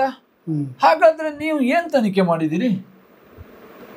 ಒಂದು ನಮ್ಮ ದೇಶದ ಅತ್ಯುನ್ನತವಾದ ಸಂಸ್ಥೆ ಸಿಬಿಐಗೆ ಹೇಳ್ಬೇಕಾದಿಲ್ಲ, ಒಂದು ಸಣ್ಣ ಕೂದಲು ಸಿಕ್ಕಿದ್ರೆ ಅದರಲ್ಲಿ ಆರೋಪಿಗಳನ್ನು ಕಂಡು ಹಿಡಿದಂತ ಎಷ್ಟೋ ಉದಾಹರಣೆಗಳಿದೆ.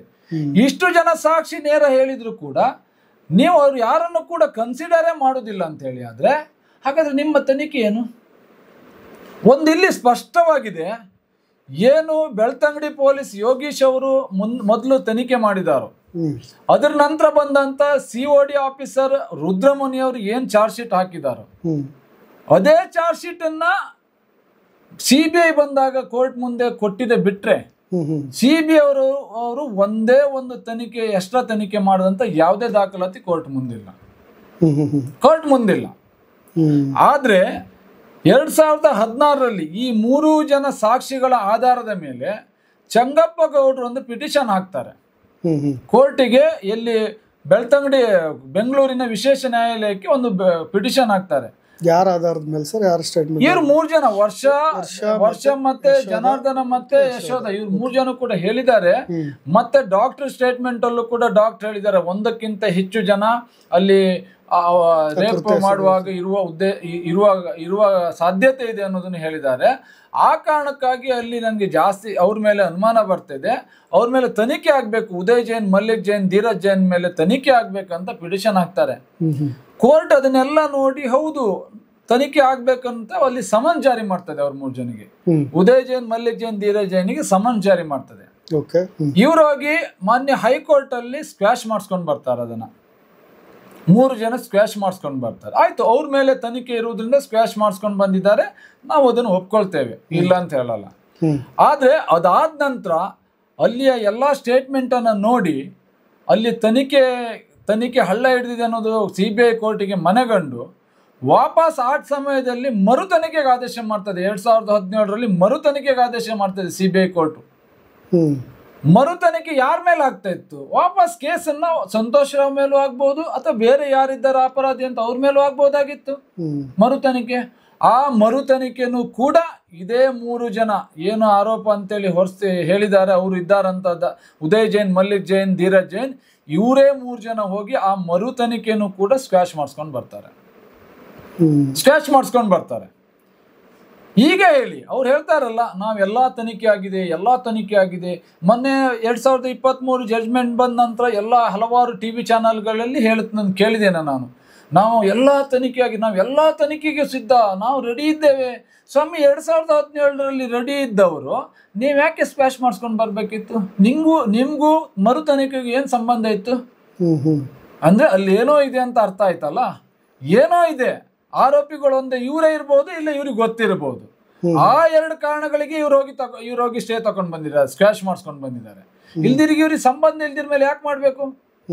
ನೀವೇ ಹೇಳ್ತೀರಿ ಸಂತೋಷ್ ರಾವ್ ಮರು ತನಿಖೆಗೆ ಯಾವುದು ಬ್ರೈನ್ ಮ್ಯಾಪಿಂಗಿಗೆ ಒಪ್ಲಿಲ್ಲ. ಓದಿ, ಬೆಳ್ತಂಗಡಿ ನ್ಯಾಯಾಲಯಕ್ಕೆ ಕೊಟ್ಟಿರುವಂತ ದಾಖಲಾತಿ ಇದು. ಮರು ತನಿಖೆನ ನಾನು ಬ್ರೈನ್ ಮ್ಯಾಪಿಂಗಿಗೆ ಒಪ್ತೇನೆ ಅಂತೇಳಿ ಕೊಟ್ಟಿರುವಂತದ್ದು 2012ರಲ್ಲಿ. ಅವನು ಆರೋಪಿ ಅಂತ ಕನ್ಸಿಡರ್ಡ್ ಆದ ಕೂಡಲೇ ನಾನು ಹೇಳಿದ್ದಾನೆ ನನ್ಗೂ ಅದಕ್ಕೂ ಸಂಬಂಧ ಇಲ್ಲ, ನನ್ನನ್ನು ಆರೋಪಿ ಮಾಡಿದ್ದಾರೆ, ಆದ್ರೂ ಕೂಡ ನಾನು ಎಲ್ಲಾ ತನಿಖೆಗೂ ಸಿದ್ಧ, ಎಲ್ಲಾ ತನಿಖೆಯನ್ನು ಕೂಡ ನಾನು ಸಿದ್ಧನಿದ್ದೇನೆ, ಬ್ರೈನ್ ಮ್ಯಾಪಿಂಗಿಗೂ ಸಿದ್ಧನಿದ್ದೇನೆ ಅಂತ ಕೊಟ್ಟಿದ್ದಾನೆ. ವೀಕ್ಷಕರೇ ನೋಡಿ, ಇದು ನಾನು ಬ್ರೈನ್ ಮ್ಯಾಪಿಂಗಿಗೆ ಅನೇಕರು ಈ ಸಂತೋಷ್ ರಾವ್ ನಾನು ಒಪ್ಪಲೇ ಇಲ್ಲ, ಬ್ರೈನ್ ಮ್ಯಾಪಿಂಗಿಗೆ ಯಾಕೆ ಆತ ಒಪ್ಪಲೇ ಇಲ್ಲ ಅನ್ನೋ ರೀತಿಯಾಗಿ ಅನೇಕರು ವಾದ ಮಾಡ್ತಾರೆ. ಬಟ್ ಆದರೆ ಇಲ್ಲಿ ಕೋರ್ಟ್ ಸೀಲ್ ಇರೋದು ಸಹಿತ ಇದೆ. ಇದು ಕ್ರಿಯೇಟೆಡ್ ಅಲ್ಲ, ಇದು ಆಕ್ಚುಲಿ ಕೋರ್ಟ್ ಸೀಲ್ ಮಾಡಿರ್ತಕ್ಕಂಥದ್ದು. ಜೊತೆಗೆ ಆತ ಒಪ್ಕೊಂಡಿರೋದು ನಾನು ನಿರಪರಾಧಿ ಅಥವಾ ಅಪರಾಧಿ ಅಂತ ಸಾದರಪಡಿಸ್ಲಿಕ್ಕೆ ಅಗತ್ಯವಾದ ಯಾವುದೇ ವೈಜ್ಞಾನಿಕ ಪರೀಕ್ಷೆಗೆ ಒಳಪಡಿಸ್ಲಿಕ್ಕೆ ಸ್ವಯಂ ಇಚ್ಛೆ ಮತ್ತು ವ್ಯಕ್ತಪಡಿಸಿರ್ತೀನಿ ಅಂತ ಹೇಳಿ ಬೆಳ್ತಂಗಡಿ ಕೋರ್ಟ್ ಇದು. ಕೋರ್ಟ್ ಅಲ್ಲಿ ಇದೆ, ನೀವು ತಗೊಳ್ಬಹುದು, ಯಾರು ಕೂಡ ಕೋರ್ಟ್ ಅಲ್ಲಿ ತಗೊಳ್ಬಹುದು ಅದನ್ನ. ಕೋರ್ಟ್ ಇಂದ ತೆಗ್ದಿದ್ದಲ್ಲ, ಕೋರ್ಟ್ ಕಾಪಿ ಇದು. ಅಂದ್ರೆ ಇವರೆಲ್ಲ ನಾಟಕ ಮಾಡ್ತಿದ್ದಾರಲ್ಲ, ಕೆಲವೊಂದು ಮಾಧ್ಯಮದವರು ಕೆಲವೊಂದು ಕಚಡ ಪತ್ರಕರ್ತರು ಕೆಲವೊಂದಿದ್ದಾರೆ, ಅವ್ರಿಗೆ ಹೇಳ್ಬಾರ್ದು, ಕೆಲವರಿಗೆ ಮಾತ್ರ ಹೇಳ್ತಿದ್ದೀನಿ. ಅಂದ್ರೆ ಸತ್ಯನ ಮರೆಮಾಚುವಂತವ್ರು. ಸತ್ಯ ನ್ಯಾಯಪರವಾಗಿ ಮಾತಾಡುವಾಗ ಎಲ್ಲ ಸತ್ಯವನ್ನು ಹೇಳಿ, ಯಾರಿಂದ ತಪ್ಪಾದ್ರೂ ಕೂಡ ಹೇಳ್ಬೇಕು. ಅದನ್ನ ಬಿಟ್ಕೊಂಡು ನಿಮ್ಗೆ ಬೇಕಾದನ್ನು ಮಾತ್ರ ಹೇಳಿ. ಹಾಗಾದ್ರೆ ನೀವು ಇಷ್ಟು ದಿನ ವಾದ ಮಾಡ್ತಿದ್ದೀರಲ್ಲ, ಮಲ್ಲಿಕ್ ಜೈನ್, ಧೀರಜ್ ಜೈನ್, ಉದಯ್ ಜೈನ್, ಅವರು ಪಾಪ ಎಲ್ಲಾ ತನಿಖೆ ಕೂಡ ಆಗಿದೆ, ಅವ್ರದ್ದು ಬ್ರೈನ್ ಮ್ಯಾಪಿಂಗ್ ಆಗಿದೆ. ಅವ್ರ 3 ಜನದ್ದು ಬ್ರೈನ್ ಮ್ಯಾಪಿಂಗ್ ಎಲ್ಲಿದೆ? ಯಾಕೆ ಕೋರ್ಟಿಗೆ ನೀವು ಕೊಟ್ಟಿಲ್ಲ? ಅದರ ರಿಪೋರ್ಟ್ ಎಲ್ಲೂ ಕೋರ್ಟಿಗೆ ಇವರು ಸಬ್ಮಿಟ್ನೇ ಮಾಡಿಲ್ಲ. ಆದ್ರೆ ತನಿಖಾಧಿಕಾರಿಯಾದಂತ CBI ತನಿಖಾಧಿಕಾರಿಗಳು ಕೋರ್ಟ್ ಮುಂದೆ ಹೇಳ್ತಾರೆ, ನಾವು ಅವ್ರದ್ದು ಬ್ರೈನ್ ಮ್ಯಾಪಿಂಗ್ ಎಲ್ಲ ಆಗಿದೆ, ಅವ್ರದ್ದು ಟವರ್ ಲೊಕೇಶನ್ ಎಲ್ಲ ನೋಡಿದೀವಿ, ಅವರು ಇದಕ್ಕೆ ಕ್ರೈಮಿಗೆ ಸಂಬಂಧ ಇಲ್ಲ ಅಂತ ಕಂಡು ಬಂತು, ಆ ಕಾರಣಕ್ಕಾಗಿ ನಾವು ಅವರನ್ನ ಜಾಸ್ತಿ ವಿಚಾರಣೆ ಮಾಡ್ಲಿಲ್ಲ, ಅವರಿಗೂ ಇದಕ್ಕೂ ಸಂಬಂಧ ಇಲ್ಲ ಅಂತ ಅವರೇ ರಿಪೋರ್ಟ್ ಕೊಟ್ಬಿಡ್ತಾರೆ. ಅಂದ್ರೆ ಪೊಲೀಸ್ ಇಲಾಖೆಗೆ ಅಥವಾ CBIಗೆ ರಿಪೋರ್ಟ್ ಕೊಡುವಂತ ಅಧಿಕಾರ ಅವ್ರಿಗಿದೆಯಾ? ಒಬ್ಬರ ಮೇಲೆ ಆರೋಪ ಬಂದಾಗ ಇವರೇ ಹೋಗಿ ಕೊಡ್ಬೇಕಾದ್ರೆ ಹಾಗಾದ್ರೆ ಏನಾಗಿದೆ? ಇದ್ರ ಅರ್ಥ ಏನು? ನಮ್ಮ ಪ್ರಶ್ನೆ ಅದನ್ನೇ. ನೀವು ಕೋರ್ಟಿಗೆ ಕೊಡೋದಲ್ಲ, ನೀವು ಮಾಡಿದ ದಾಖಲಾತಿಯನ್ನು ಕೋರ್ಟಿಗೆ ಕೊಡ್ಬೇಕಿತ್ತು, ಆವಾಗ ನಿಮ್ಮನ್ನು ನಾವು ನಂಬಹುದಿತ್ತು. ನೀವೇ ಯಾಕೆ ಕೋರ್ಟಿಗೆ ಕೊಟ್ಟಿಲ್ಲ? ಆಯ್ತು, ಈಗ ಧೀರಜ್ ಜೈನ್, ಮಲ್ಲಿಕ್ ಜೈನ್ ಮತ್ತೆ ಉದಯ್ ಜೈನ್ ಹೇಳ್ತಾರಲ್ಲ, ನಾವು ಎಲ್ಲ ತನಿಖೆಗೂ ಸಿದ್ಧ, ಎಲ್ಲ ನಂದು ಬ್ರೈನ್ ಮ್ಯಾಪಿಂಗ್ ಆಗಿದೆ, ನಂದು ಟವರ್ ಲೊಕೇಶನ್ ಆಗಿದೆ, CC ಕ್ಯಾಮರಾ ಚೆಕ್ ಮಾಡಿದ್ದಾರೆ, ಎಲ್ಲ ಇದೆ. ಯಾರ ಮನೆಯಲ್ಲಿದೆ? ನಿಮ್ಮ ಮನೆಯಲ್ಲಿ ಮುಂಡಕ್ಕಿ ಉಪಕಾರಿ ಕಟ್ಕೊಳಕ್ ಇಟ್ಕೊಂಡಿದ್ದೀರಾ ಬ್ರೈನ್ ಮ್ಯಾಪಿಂಗ್ನ? ನಿಮ್ಗೆ ತಾಕತ್ತಿದ್ರೆ ಪತ್ರಿಕೆ ಮುಂದೆ, ಮಾಧ್ಯಮದ ಮುಂದೆ ಇಡಿ ನಿಮ್ಮ ತನಿಖಾ ವರದಿಯನ್ನ. ತಪ್ಪಾಗಿದ್ರೆ, ನೀವು ಅಷ್ಟು ತನಿಖೆ ಆಗಿ ನೀವು ನಿರಪರಾಧಿ ಅನ್ನೋದು ಅದರಲ್ಲಿ ಸಾಬೀತಾಗುದಿದ್ರೆ ನಿಮ್ಮ ಕಾಲ ತೊಳೆದು ನೀರು ಕುಡಿತೇವೆ ನಾವು. ನಿಮ್ಗೆ ಆ ತಾಕತ್ತಿಲ್ವಾ? ಹೆದರಿಕೆನ ನಿಮ್ಗೆ? ಇಷ್ಟೆಲ್ಲ ಮಾಡ್ದವ್ರು ಮರು ತನಿಖೆಗೆ ಯಾಕೆ ಸ್ಕ್ವಾಶ್ ಮಾಡಿಸ್ಕೊಂಡು ಬಂದಿದ್ದೀರಿ? ಉತ್ತರ ಕೊಡ್ಬೇಕಲ್ಲ ನೀವು. ಮರು ತನಿಖೆಗೆ ಸ್ಕ್ವಾಶ್ ಮಾಡಿಸ್ಕೊಂಡು ಆವತ್ತಿನ ದಿನ ಮಾಡ್ಕೊಂಡು ಬಂದು ಇವತ್ತು ಕಣ್ಣೀರು ಯಾಕೆ ಇಡ್ತೀರಿ ನೀವು? ಇವತ್ತು ಯಾಕೆ ನಮ್ಗೆ ನಾವು ತನಿಖೆಗೆ ಸಿದ್ಧ ಅನ್ನೋರು ಆ ದಿನ ತನಿಖೆಗೆ ಹೋಗ್ಬೇಕಿತ್ತಲ್ಲ ನೀವು. ಆವತ್ತು ನೀವು ತನಿಖೆ ಮಾಡಿ ತನಿಖೆ ಒಳಪಟ್ಟು ನೀವು ಅದರಿಂದ ಈಚೆ ಬಂದಿದ್ರೆ ಇವತ್ತು ನಿಮ್ಮನ್ನ ಯಾರು ಮಾತಾಡ್ತಾ ಇದ್ರು? ಸಂತೋಷ 10 ವರ್ಷಗಳ ಕಾಲ ಜೈಲಲ್ಲಿದ್ದು ತನಿಖೆ ಒಳಪಡಿಸಿ ಹೊರಗೆ ಬಂದಿದ್ದಾನೆ. ಇವತ್ತು ಅವನ್ನ ಅದಕ್ಕೆ ಜನ ನಿರಪರಾಧಿ ಅಂತ ಹೇಳ್ತಿದ್ದು. ನಿಮ್ಮನ್ನ ನಿರಪರಾಧಿ ಅಂತ ಹೇಳಲಿಕ್ಕೆ ಸಾಧ್ಯ ಇಲ್ಲ. ಈ ಎಲ್ಲ ಕಾರಣಗಳಿಗೆ ನಿಮ್ಮನ್ನ ನಿರಪರಾಧಿ ಅಂತ ಹೇಳಲಿಕ್ಕೆ ಸಾಧ್ಯ ಇಲ್ಲ. ರುದ್ರಮುನಿಯವರು ಮಾಧ್ಯಮಗಳ ಮುಂದೆ ಮಾತನಾಡ್ಬೇಕಾದ್ರೆ ಇತ್ತೀಚಿನ ಇಂಟರ್ವ್ಯೂಗಳೆಲ್ಲ ನೋಡಿದ್ದೀನಿ, ಎಲ್ಲ ಇಂಟರ್ವ್ಯೂಗಳಲ್ಲಿ ನೋಡಿದ್ದೀನಿ. ಅವರು CDRನ ನಾವು ತೆಗ್ಸಿದ್ದೀವಿ, ಆ ಜಾಗದಲ್ಲಿ ಅವ್ರದ್ದು ಯಾವುದೂ ಕೂಡ ಟವರ್ ಲೊಕೇಶನ್ಸ್ಗಳಲ್ಲಿ ಅವ್ರ ಫೋನ್ ಆಗಿರ್ಬೋದು ಯಾವುದೂ ಆ್ಯಕ್ಟಿವ್ ಇರಲಿಲ್ಲ, ದೂರದಲ್ಲಿತ್ತು ಅನ್ನೋದು ಮಾತ್ರ ಒಪ್ಕೊಳ್ತಾ ಇದ್ದಾರೆ. ಅದಕ್ಕೆ ಸಂಬಂಧಪಟ್ಟಂಗೆ ಯಾವುದೇ ದಾಖಲೆಗಳನ್ನ ಕೊಟ್ಟಿಲ್ಲ ಅಂತ ಮಾತಾಡುವಾಗ 2-3 ಕಡೆ ನಾನು ಕೂಡ ಕೇಳಿದ್ದೀನಿ. ರುದ್ರಮುನಿ ಅವ್ರು ಹೇಳ್ತಿರುವಂತದ್ದು. ಅವ್ರೇನ್ ಹೇಳ್ತಿದ್ದಾರೆ ಕೇಳಿದ್ರೆ, ನಾವು 7:30 ಗಂಟೆಗೆ ಅವರಲ್ಲಿ ಯಾವುದೋ ಒಂದು ಆಟದ ಮನೆಯಲ್ಲಿದ್ದಾರೆ, ಅಲ್ಲಿ ಇತ್ತು, ಟವರ್ ಲೊಕೇಶನ್ ತೆಗ್ದಾಗ ಅಲ್ಲಿದ್ರು, ಇನ್ನೊಬ್ರು ದೇವಸ್ಥಾನದಲ್ಲಿದ್ರು ಅಂತ ಹೇಳ್ತಾರೆ. 7:30 ಗಂಟೆಗೆ ಇದ್ದಿದ್ದನ್ನು ನಾವು ಒಪ್ತೀವಿ ಸ್ವಾಮಿ. 4:15 ಗಂಟೆಗೆ ಎಲ್ಲಿದ್ದಾರೆ ತೋರಿಸಿ ನೀವು. 4:15 ಗಂಟೆ ರಿಪೋರ್ಟ್ ನಿಮ್ಗೆ ತಾಕತ್ತಿದ್ರೆ ಜನರ ಮುಂದಿಡಿ. 4:15 ಗಂಟೆ ರಿಪೋರ್ಟ್ ಎಲ್ಲಿದೆ? ಅಲ್ಲಿ ನಾವು ಕೇಳ್ತಾ ಇರೋದು ಕಿಡ್ನಾಪರ್ ಮಾಡಿರೋದು ಇವ್ರಂತ, ಅತ್ಯಾಚಾರ ಮಾಡಿರೋದು ಯಾರಂತ ಮುಂದೆ ನೋಡುವ. ಕಿಡ್ನಾಪ್ ಮಾಡಿರುವಂತದ್ದು ಇವ್ರು ಇರುವ ಸಾಧ್ಯತೆ ಇದೆ ಅಂತ ನಾವು ಹೇಳ್ತಾ ಇರುವಂತದ್ದು. ಇವರು ಆ 4 ಗಂಟೆ ಅಲ್ಲಿ ಯಾರು ಸಾಕ್ಷಿ ಕೊಟ್ಟಿದ್ದಾರೆ? ಯಾರು ಜನಾರ್ದನ ಕೊಟ್ಟಿರೋ ಸಾಕ್ಷಿ, ವರ್ಷ ಕೊಟ್ಟಿರೋ ಸಾಕ್ಷಿ ಟೈಮಿಂಗ್ಸು, ಆ ನಂತರ ಯಶೋಧ ಕೊಟ್ಟಿರೋ ಟೈಮಿಂಗ್ಸ್ ಅಲ್ಲಿ ಅವ್ರು ಎಲ್ಲಿದ್ದಾರೆ ಅನ್ನೋದನ್ನ ತೋರಿಸಿ ಅಲ್ಲ. 4:15 ಗಂಟೆ ಕಿಡ್ನಾಪ್ ಆಗಿ ಕರ್ಕೊಂಡು ಬಂದು ಎಲ್ಲಿ ಬಿಡ್ಬೇಕೋ ಅಲ್ಲಿ ಬಿಟ್ಕೊಂಡು ಹೋಗಿರ್ಬೋದಲ್ಲ, ನಿಮ್ಗೇನ್ ಗೊತ್ತು? ನೀವು 7:30 ಗಂಟೆ ಲೊಕೇಶನ್ ನಮ್ಗೆ ಬೇಡ, 4:15 ಗಂಟೆ ಲೊಕೇಶನ್ ಕೊಡಿ. ನೀವು ಒಂದ್ ಕಡೆ ಸಂತೋಷ ಆರೋಪಿ ಅನ್ನೋದ್ರ ಬಗ್ಗೆ 2 ಸಾಕ್ಷಿಗಳನ್ನ ನೀವು ಕೊಡ್ತೀರಿ. ಒಬ್ರು ಗೋಪಾಲ, ಇನ್ನೊಬ್ರು ಹರೀಶ್ ಗೌಡನ್ನ. 2 ಸಾಕ್ಷಿ, ಹರೀಶ್ ಮಡಿವಾಳನ್ನು ಕೊಡ್ತೀರಿ, 2 ಸಾಕ್ಷಿಗಳನ್ನು ಕೊಡ್ತೀರಿ. ಅವ್ರು ಒಬ್ಬ ಬೈಕಲ್ಲಿ ಬರ್ತಾನೆ, ಒಬ್ಬ ಆಟೋದಲ್ಲಿ ಬರ್ತಾನೆ. ಇಬ್ಬರಿಗೂ ಗಾಡಿದ ಡಾಕ್ಯುಮೆಂಟ್ ಇಲ್ವಾ ನಿಮ್ಮ ಹತ್ರ? ಅಂದ್ರೆ ನಿಮ್ಗೆ ಸೃಷ್ಟಿ ಮಾಡ್ಬೇಕಾದ್ರೆ ಅವ್ರಿಬ್ರ ಹೆಸರಲ್ಲಿ ಗಾಡಿನೇ ಇಲ್ಲ, ಅವ್ರಿಬ್ರ ಹೆಸರಲ್ಲೂ ಗಾಡಿನೇ ಇಲ್ಲ, ಅವ್ರ ಗಾಡಿ ತಕೊಂಡ್ ಬರ್ಲೇ ಇಲ್ಲ. ಇವ್ರು ನಾಟಕ ಮಾಡ್ಲಿಕ್ಕೆ ತಕೊಂಡ್ ಬಂದಿರುವಂತ ಕಟ್ಟುಕತೆ ಅದು. ಇದೆಲ್ಲವೂ ನಾಟಕ ಮಾಡ್ಲಿಕ್ಕೆ ಪೊಲೀಸ್ ಇಲಾಖೆ ಮಾಡಿರುವಂತ ಕಟ್ಟುಕತೆ. ಹಾಗಾದ್ರೆ ಯಾವ ಗಾಡಿಯಲ್ಲಿ ಬಂದ್ರು ಪೊಲೀಸ್ ಇಲಾಖೆ ಬರೆಯುವುದಿಲ್ವಾ? ನೀವೇ 1947ರಲ್ಲಿ ಇಲ್ಲಲ್ಲ, 1916ರಲ್ಲಿ ನೀವು ತನಿಖೆ ಮಾಡಿರೋದು, 14-15ರಲ್ಲಿ, 2016-15ರಲ್ಲಿ ನೀವು ತನಿಖೆ ಮಾಡಿರುವಂತದ್ದು, 1947ರಲ್ಲ. CC ಕ್ಯಾಮರಾ ಕೊಡ್ಬೋದಿತ್ತು, ಕೊಟ್ಟಿಲ್ಲ. ಟವರ್ ಲೊಕೇಶನ್ ಕೊಡ್ಬೋದಿತ್ತು, ಕೊಟ್ಟಿಲ್ಲ. ಆಯ್ತು, ಸಂತೋಷ್ ರಾವ್ ಇರುವಂತ ಇಬ್ಬರು ಸಾಕ್ಷಿ ಇದಾರಲ್ಲ, ಅಲ್ಲಿ ಇದ್ದಾನಂತ ನೋಡುವಂತ ಸಾಕ್ಷಿ, ಆ ಟೈಮಲ್ಲಿ ಬೈಕಲ್ಲಿ ಹೋಗಿದ್ದೌದಲ್ಲ ನೀವು, ನಿಮ್ಮ ಹತ್ರ ಮೊಬೈಲ್ ಇದೆ ಅಂತ ಮೊಬೈಲ್ ನಂಬರ್ ಕೂಡ ಇದ್ರಲ್ಲಿ ದಾಖಲು ಮಾಡಿದ್ದೀರಿ, ಅದನ್ನ ಕೊಡ್ಬೋದಾಗಿತ್ತಲ್ಲ ನೀವು. ಆಯ್ತು, ರಿಕ್ಷಾದಲ್ಲಿ ಹೋಗುವಂಥದ್ದು ನೋಡಿ, ಇಂಥ ಟೈಮಲ್ಲಿ ಇವ್ರು ರಿಕ್ಷಾ ಪಾಸ್ ಆಗಿದ್ದೌದು ಅಂದ್ರೆ ಆ ಟೈಮಲ್ಲಿ ಇದ್ದಾನ ಅನ್ನೋದು ಕನ್ಫರ್ಮ್ ಆಗ್ತಿತ್ತು. ಯಾಕೆ ಕೊಡ್ಲಿಲ್ಲ ಸ್ವಾಮಿ? ನೀವೊಬ್ರು ಉನ್ನತ ಮಟ್ಟದ ತನಿಖಾಧಿಕಾರಿ ಎಲ್ಲ ರುದ್ರಮುನಿ ಅವರೇ, ಎಷ್ಟು ಕೇಸುಗಳನ್ನು ಹ್ಯಾಂಡಲ್ ಮಾಡಿದ್ದೀರಿ ನೀವು, ಬುರುಡೆ ಬಿಡ್ತಿದ್ದೀರಿ ಪತ್ರಿಕೆ ಮುಂದೆ, ಮಾಧ್ಯಮದ ಮುಂದೆ. ಯಾಕೆ ಇದೆಲ್ಲ ನಿಮ್ಗೆ ಸಾಕ್ಷಿಯಾಗಿ ಪರಿಗಣಿಸ್ಲಿಲ್ವಾ? ಅಂದ್ರೆ ಒಟ್ಟಾರೆ ನಿಮ್ಮ ಉದ್ದೇಶ ಒಂದೇ ಇತ್ತು. ಇವತ್ತು ಏನೇ ನೀವು ಹೇಳಿ, ಒಟ್ಟಾರೆ ನಿಮ್ಮ ಉದ್ದೇಶ ಒಂದೇ ಇತ್ತು, ಈ ಪ್ರಕರಣವನ್ನು ಮುಚ್ಚಾಕ್ಬೇಕು, ಸಂತೋಷ್ ರಾವ್ನೇ ಆರೋಪಿ ಅಂತೇಳಿ ಮಾಡಿ ಅಲ್ಲಿಗೆ ಅವನು ಫಿಕ್ಸ್ ಮಾಡಬೇಕಿತ್ತು. ಈಗ ನೀವು ಮಾತಾಡೋದ್ರಲ್ಲಿ ಸತ್ಯ ಇದೆ, ಯಾಕೆಂತ ಹೇಳಿದ್ರೆ ಅದಲ್ಲ ಅಂದ್ರೆ ನಿಮ್ಮ ಕುತ್ತಿಗೆ ಬರುತ್ತೆ. ನೀವು ತನಿಖೆ ಸುಳ್ಳು ಮಾಡಿಲ್ಲ, ಸತ್ಯ ಮಾಡಿದೀನಿ ಅಂತ ಹೇಳಲೇಬೇಕು. ಆದ್ರೆ ಇದೆಲ್ಲ ನೀವು ಒಬ್ಬ ಇನ್ವೆಸ್ಟಿಗೇಷನ್ ಆಫೀಸರ್ ಆಗಿ ನಿಮ್ಗೆ ಗೊತ್ತಿಲ್ವಾ? ಗೊತ್ತಿಲ್ವಾ ನಿಮ್ಗೆ ಇದೆಲ್ಲ ಕೊಡ್ಬೇಕಂತ? ಹಾಗಾದ್ರೆ ಇಡೀ ಪ್ರಕರಣದಲ್ಲಿ ಒಂದೇ ಒಂದು ಸಾಕ್ಷಿನೂ ಕೂಡ ಟವರ್ ಲೊಕೇಶನ್, ಫೋನ್ ಲೊಕೇಶನ್ ಮತ್ತೆ CC ಕ್ಯಾಮರಾ ಫುಟೇಜ್ಗಳನ್ನ ಯಾವುದನ್ನು ಕೊಡೋದಿಲ್ಲ ಅಂತ ಹೇಳಿದ್ರೆ ಏನು ತನಿಖೆ ಮಾಡಿದ್ದೀರಿ ನೀವು? ಯಾವ ರೀತಿಯಾದ ತನಿಖೆ ಮಾಡಿದ್ದೀರಿ? ಕೇಳಿದ್ರೆ ಅದು ತಪ್ಪಾಗತ್ತಾ? ಇದೇ ಕಾರಣಕ್ಕಾಗಿ ಹೇಳುದು, ಇದೇ ಎಲ್ಲ ಕಾರಣಗಳಿಗಾಗಿ ಹೇಳುದು, ನೀವು ಸುಳ್ಳು ತನಿಖಾ ವರದಿಯನ್ನು ಕೋರ್ಟಿಗೆ ಕೊಟ್ಟಿದ್ದೀರಿ ಅಂತ.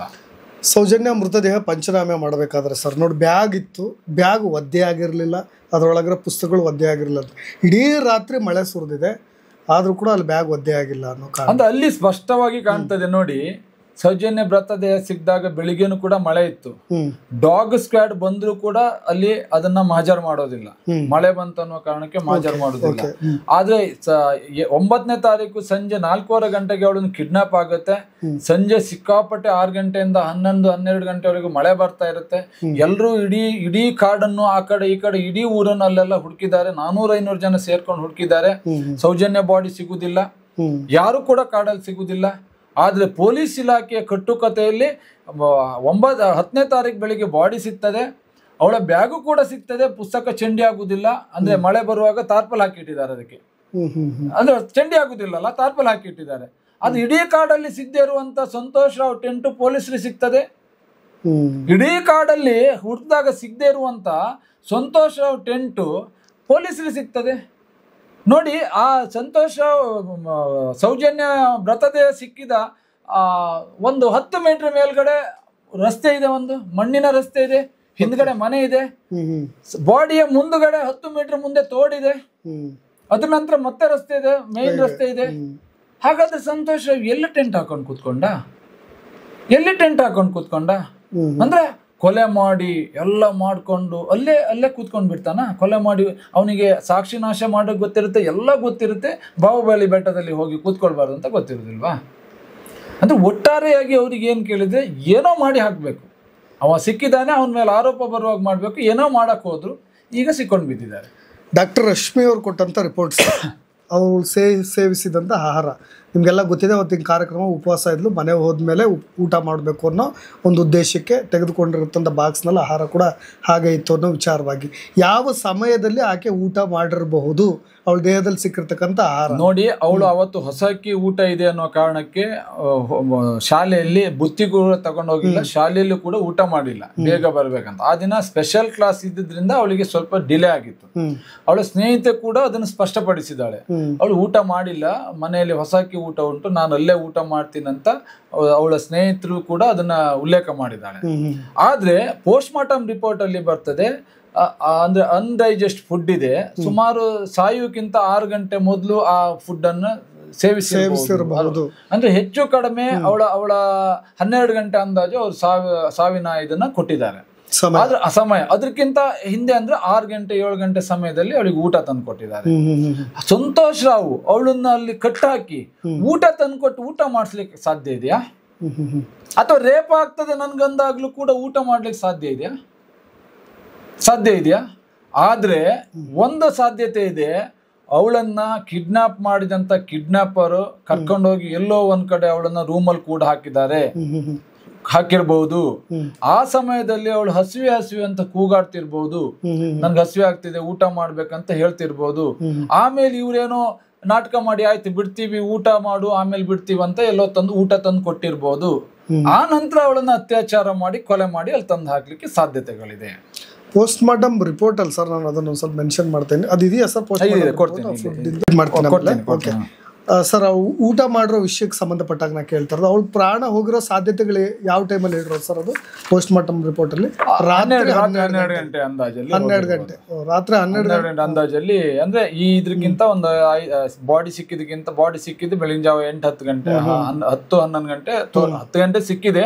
ಅವ್ರು 11-12 ಗಂಟೆ ಅಂತ ಮೆನ್ಷನ್ ಮಾಡಿದ್ದಾರೆ. ಬಟ್ ಅನ್ಡೈಜೆಸ್ಟ್ ಫುಡ್ ಇರೋದ್ರಿಂದ ಅವಳು ಸಂಜೆ ಎಲ್ಲ 6 ಗಂಟೆ ಊಟ, 6 ಗಂಟೆ 7 ಗಂಟೆ ಟೈಮಲ್ಲಿ ಊಟ ಮಾಡಿರ್ಬೋದು ಅನ್ನೋದು ಹೇಳಿದ್ದಾರೆ.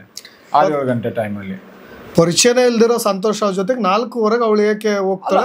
ಊಟ ಮಾಡ್ಲಿಕ್ಕೆ ಅಲ್ಲ, ಸಂತೋಷ್ ಅಂತ ಅವಳನ್ನ ಹೊತ್ಕೊಂಡು ಹೋಗಿ ಊಟ ತಕೊಂಡ್ ಬನ್ನ, ಅಥವಾ ಅವಳನ್ನ ಆ ಮಳೆ ಬರೋ ಸಂದರ್ಭದಲ್ಲಿ ಕಟ್ಟಿ ಅಲ್ಲೆಲ್ಲ ಹುಡುಕಿದಾರಲ್ಲ, ಹಾಗಾದ್ರೆ ಅವಳು ಕೂಗೋದು ಇಲ್ವಾ?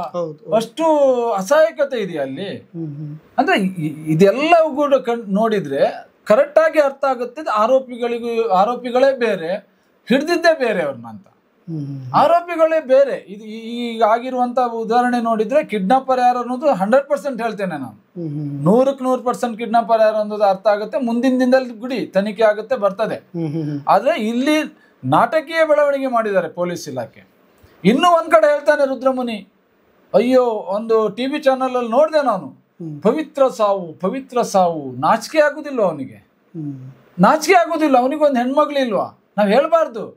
ಸಾವಿನಲ್ಲೂ ಕೂಡ ಬೇರೆ ರೀತಿಯಲ್ಲಿ ವರ್ತಿಸ್ತಾನಲ್ಲ ಅವನು. ಯಾಕಂತ ಹೇಳಿದ್ರೆ ಇವಳು ಡಾಕ್ಟರ್ ರಶ್ಮಿ ಅವರು ಸ್ಟೇಟ್ಮೆಂಟ್ ಕೊಡ್ತಾರೆ ಕೋರ್ಟ್ ಮುಂದೆ. ಇವ್ರು ಹೇಳ್ತಾರೆ ವೆರಿ ಇಂಟೆಲಿಜೆಂಟ್ ಪರ್ಸನ್ ರಶ್ಮಿ ಅವರು, ತುಂಬಾ ಎಕ್ಸ್ಪೀರಿಯನ್ಸ್ ಪರ್ಸನ್ ಅಂತ ಕೋರ್ಟ್ ಮುಂದೆ ಹೇಳ್ತಾರೆ ಅವರು. ನನ್ಗೆ ಎಕ್ಸ್ಪೀರಿಯನ್ಸ್ ಇಲ್ಲ, ನಾನು ಈವರೆಗೆ ಮಾಡಿರುವಂತದ್ದು 3 ಪೋಸ್ಟ್ ಮಾರ್ಟಮ್, 3 ಪೋಸ್ಟ್ ಮಾರ್ಟಮ್ ಮಾಡಿರುವಂತದ್ದು. ನಾನು ಹೆಲ್ಪಿಂಗ್ ಆಗಿ ಅವ್ರಿಗೆ ಹೋಗಿರುವಂತದ್ದು. ನಾನು ಎಲ್ಲೂ ಕೂಡ ಅವಳು ಪವಿತ್ರವಾಗಿ ಸತ್ತಿದ್ದಾಳೆ, ಅಲ್ಲಿ ರೇಪ್ ಆಗಿಲ್ಲ ಅಂತ ನಾನು ಹೇಳಲೇ ಇಲ್ಲ, ಯಾರ ಹತ್ರನೂ ಹೇಳಲಿಲ್ಲ. ಆ ವಿಷಯ ನಂಗೆ ಗೊತ್ತೇ ಇಲ್ಲದನ್ನ ಕೋರ್ಟ್ ಮುಂದೆ ಹೇಳಿದ್ದಾರೆ ಡಾಕ್ಟರ್ ರಶ್ಮಿ ಅವರು ಹೇಳಿದ್ದಾರೆ. ಕೋರ್ಟ್ ಸ್ಟೇಟ್ಮೆಂಟ್ ಇದೆ. ಹಾಗಾದ್ರೆ ಡಿಮ್ ಲೈಟ್ ಅಲ್ಲಿ ಮಾಡ್ಲಿಕ್ಕಿಲ್ಲ, ಡಿಮ್ ಲೈಟ್ ಅಲ್ಲಿ ಮಾಡ್ಲಿಕ್ಕಿಲ್ಲ. ಮತ್ತೆ ವಿಡಿಯೋಗ್ರಾಫಿ ಆಗ್ಬೇಕಿತ್ತು, ಅದು ಯಾವುದನ್ನು ಮಾಡಿಲ್ಲ. ಈ ಎಲ್ಲ ಕಾರಣಗಳಿಗೆ CBI ಕೋರ್ಟ್ ಅವ್ರ ಮೇಲೆ ಅಕ್ಯೂಟಲ್ ಕಮಿಟಿ ಮುಖಾಂತರ ನೀವು ತನಿಖೆ ಮಾಡ್ಬೇಕಂತ ಹೇಳಿರುವಂತದ್ದು. ಮತ್ತೆ CBI ಆಫೀಸರು ಕೂಡ ಹಿಂದೆ ಅವ್ರ ಮೇಲೆ ಆಕ್ಷನ್ ತಗೊಳ್ಳಿ, ಡಾಕ್ಟರ್ ಮೇಲೆ ಆಕ್ಷನ್ ತಗೊಳ್ಳಿ ಅಂತ ಬರ್ದಿದ್ದಾರೆ. ಅದನ್ನು ಮಾಹಿತಿ ಹಕ್ಕಲ್ಲಿ ಕೇಳಿದ್ದೇವೆ. ಅವರಿಗೆ 2017ರಲ್ಲಿ ಅವರನ್ನ ಸಸ್ಪೆಂಡ್ ಮಾಡಿದ್ದಾರೆ ಅನ್ನುವಂತ ಮಾಹಿತಿ ಕೂಡ ಸಿಕ್ಕಿದೆ ನಮ್ಗೆ. ಡಾಕ್ಟರ್ ಅದಮ್ ಅವರನ್ನ 2 ತಿಂಗಳು 3 ತಿಂಗಳು ಸಸ್ಪೆಂಡ್ ಮಾಡಿದ್ದಾರೆ ಇದೇ ಕಾರಣಕ್ಕಾಗಿ. ರಾತ್ರಿ ಡಿಮ್ ಲೈಟ್ ಅಲ್ಲಿ ಪೋಸ್ಟ್ ಮಾರ್ಟಮ್ ಮಾಡಿದ್ರು. ಒಟ್ಟಾರೆ ಡಿಮ್ ಲೈಟ್ ಅಂತಲ್ಲ, ಒಟ್ಟಾರೆ ಚ್ಯುತಿ ಮಾಡಿದ್ದಾರೆ. ಅವರ ಕೆಲಸದಲ್ಲಿ ಅಸಡ್ಡೆ ತೋರಿಸಿದ್ದಾರೆ ಅನ್ನೋ ಕಾರಣಕ್ಕೆ ಅವ್ರ ಮೇಲೆ ಆಕ್ಷನ್ ಆಗಿದೆ ಅನ್ನುವಂಥದ್ದು ಮಾಹಿತಿಗಳಿದೆ. ಮಾಹಿತಿ ಹಕ್ಕಿದಲ್ಲಿ ಕೇಳಿದ್ದೇವೆ, ಇನ್ನು ಕೊಟ್ಟಿಲ್ಲ ಅದನ್ನ. ಅಂದ್ರೆ ಒಟ್ಟಾರೆ ತನಿಖೆಯನ್ನು ಹಳ್ಳ ಇಡಿಸಿಬಿಟ್ಟಿದ್ದಾರೆ. ಅಂದ್ರೆ ಇವರೆಲ್ಲ ಸೇರಿ ಈಗ ಹೇಳ್ತಿರೋದು ರುದ್ರಮುನಿಯು ಕೂಡ ಅದರಲ್ಲಿ ಇನ್ವಾಲ್ವ್ ಇದ್ದಾರೆ. ರುದ್ರಮುನಿಯವರು ಕೂಡ ಇನ್ವಾಲ್ವ್ ಇದ್ದಾರೆ. ಎಲ್ಲರೂ ಸೇರಿ ಒಟ್ಟಾರೆ ಇಡೀ ಸೌಜನ್ಯ ಪ್ರಕರಣವನ್ನ ಹಳ್ಳ ಇಡಿಸಿಬಿಟ್ರು. ಈಗ ನ್ಯಾಯ ಕೇಳಿದ್ರೆ ಇವ್ರಿಗೆ ಉರಿತದೆ. ಈಗ ಯಾಕೆ ಸಾಕ್ಷಿ ಇರೋದು ಬೇಡ, ಇಲ್ಲಿದ್ದನ್ನೇ ಹುಡುಕಿ ಸಾಕ್ಷಿ ನಿಮ್ಗೆ ಸಿಗ್ತದೆ. ಇಡೀ ನೀವು ಸೌಜನ್ಯ ಪ್ರಕರಣದ ಏನು ಪೋಸ್ಟ್ ಮಾರ್ಟಮ್ ರಿಪೋರ್ಟ್ ಇದೆ, ಏನು ಚಾರ್ಜ್ ಶೀಟ್ ಇದೆ, ಏನು ಸಾಕ್ಷಿಗಳಿದೆ ಅಷ್ಟನ್ನೇ ನೀವು ಹೋದ್ರೆ ಕಳ್ಳರು ಯಾರಂತ ಗೊತ್ತಾಗ್ತದೆ, ಆರೋಪಿ ಯಾರಂತ ಗೊತ್ತಾಗ್ತದೆ. ಬೇರೆ ಹುಡ್ಕೋದು ಬೇರೆ ಸಾಕ್ಷಿ ಮತ್ತೆ ಕೊಡುವ. ಈ ಸಾಕ್ಷಿನ ತನಿಖೆ ಮಾಡಿ ಇತ್ತ ಇಲ್ವ ಅಂತ ನೋಡು, ಆಮೇಲೆ ಆರೋಪಿಗಳು ಸಿಗ್ತಾರ ಇಲ್ವ ಅಂತ ನೋಡು. 3 ಸಾಕ್ಷಿ ಸಾಕು. 3 ಸಾಕ್ಷಿಯಲ್ಲಿ ಆರೋಪಿಗಳು ಯಾರಂತ ದೃಢಪಡ್ತದೆ. ಅಂದ್ರೆ ಇವ್ರು ಏನ್ ಮಾಡಿದ್ದಾರೆ, ಯಾವುದನ್ನು ತನಿಖೆ ಮಾಡದೆ ಹಳ್ಳ ಇಡಿಸುವಂತ ಕೆಲಸ ಮಾಡಿದ್ದಾರೆ ಅಷ್ಟೇ. ಕೆಲವೊಂದು ಕ್ವಶನ್ಸ್ಗಳು ಸರ್ ನಾನು ಒಂದು ಸ್ವಲ್ಪ ತೊಗೊಂಡಿದ್ದೆ. ಆ್ಯಕ್ಚುಲಿ ಈ ಕೇಸ್ನಲ್ಲಿ ಆರಂಭದಲ್ಲಿ ಇನ್ವೆಸ್ಟಿಗೇಷನ್ ಆಫೀಸರ್ ಭಾಸ್ಕರ್ ರೈ ಗೊತ್ತಿದೆ, SI ಯೋಗೀಶ್ ಅವರು ಲೋಕಲ್ ಸ್ಟೇಷನ್ನಲ್ಲಿ ಫಸ್ಟ್ SI ಯೋಗೀಶ್ ಅವ್ರು ಮಾಡ್ತಾರೆ. ಅದಾದ್ಮೇಲೆ ಭಾಸ್ಕರ್ ರೈ ಸರ್ಕಲ್ ಇನ್ಸ್ಪೆಕ್ಟರ್, ಮಹಾಬಲ್ ಶೆಟ್ಟಿ ಅವ್ರ ಪಾತ್ರ, ಡಾಕ್ಟರ್ ಆದಮ್, ಡಾಕ್ಟರ್ ರಶ್ಮಿ, ಮತ್ತು ಈ ಮಾನಸಿಕ ಅಸ್ವಸ್ಥತೆಯ ಬಗ್ಗೆ ಕೊಟ್ಟಿರ್ತಕ್ಕಂಥ ರೂಪಾಲಿ ಅವರ ರಿಪೋರ್ಟ್, ಚಂದ್ರಿಕಾ, ರುದ್ರಮುನಿ, ಈ ಥರದವ್ರು ಅನೇಕರ ಪಾತ್ರ ಬರ್ತಾ ಹೋಗುತ್ತೆ. ನಾನು ಕೋರ್ಟ್ಗೆ ಒಂದು CDRನ ಯಾಕೆ ಕೊಟ್ಟಿಲ್ಲ ಅನ್ನೋ ವಿಚಾರವಾಗಿ ಸರ್ ನಾನು ಕೇಳ್ತಾ ಇರೋದು. ಅದು ಯಾವುದನ್ನು ಕೊಡೋದಿಲ್ಲ. ಒಬ್ಬ CBI ಆಫೀಸರು ಕೂಡ ಅದು ಯಾವುದನ್ನು ಉಲ್ಲೇಖ ಮಾಡುದಿಲ್ಲ ಅಂತ ಹೇಳಿದ್ರೆ ನಮ್ಗೆ ಆಶ್ಚರ್ಯ ಆಗುತ್ತೆ. ಯಾಕಂದ್ರೆ CBI ಅಂತ ಒಂದು ಉನ್ನತ ಮಟ್ಟದ ತನಿಖಾ ಸಂಸ್ಥೆ, ಅದು ಕೋಟಿಗಟ್ಟಲೆ ಹಣ ಒಂದು ಇದಕ್ಕೆ ಖರ್ಚಾಗಿದೆ. ಒಂದು ಸೌಜನ್ಯ ಪ್ರಕರಣದಲ್ಲಿ ಕೋಟಿಗಟ್ಟಲೆ ಹಣ ಖರ್ಚು ಮಾಡಿದ್ದಾರೆ ಅವರು. ಅಷ್ಟಾಗಿಯೂ ಕೂಡ ಇವರು ಯಾವುದೇ ಒಂದು CDR ಗಳನ್ನು ಕೊಡೋದಿಲ್ಲ ಅಂತ ಹೇಳಿದ್ರೆ ಇದ್ರ ಅರ್ಥ ಏನಾಗುತ್ತೆ ಹೇಳಿ?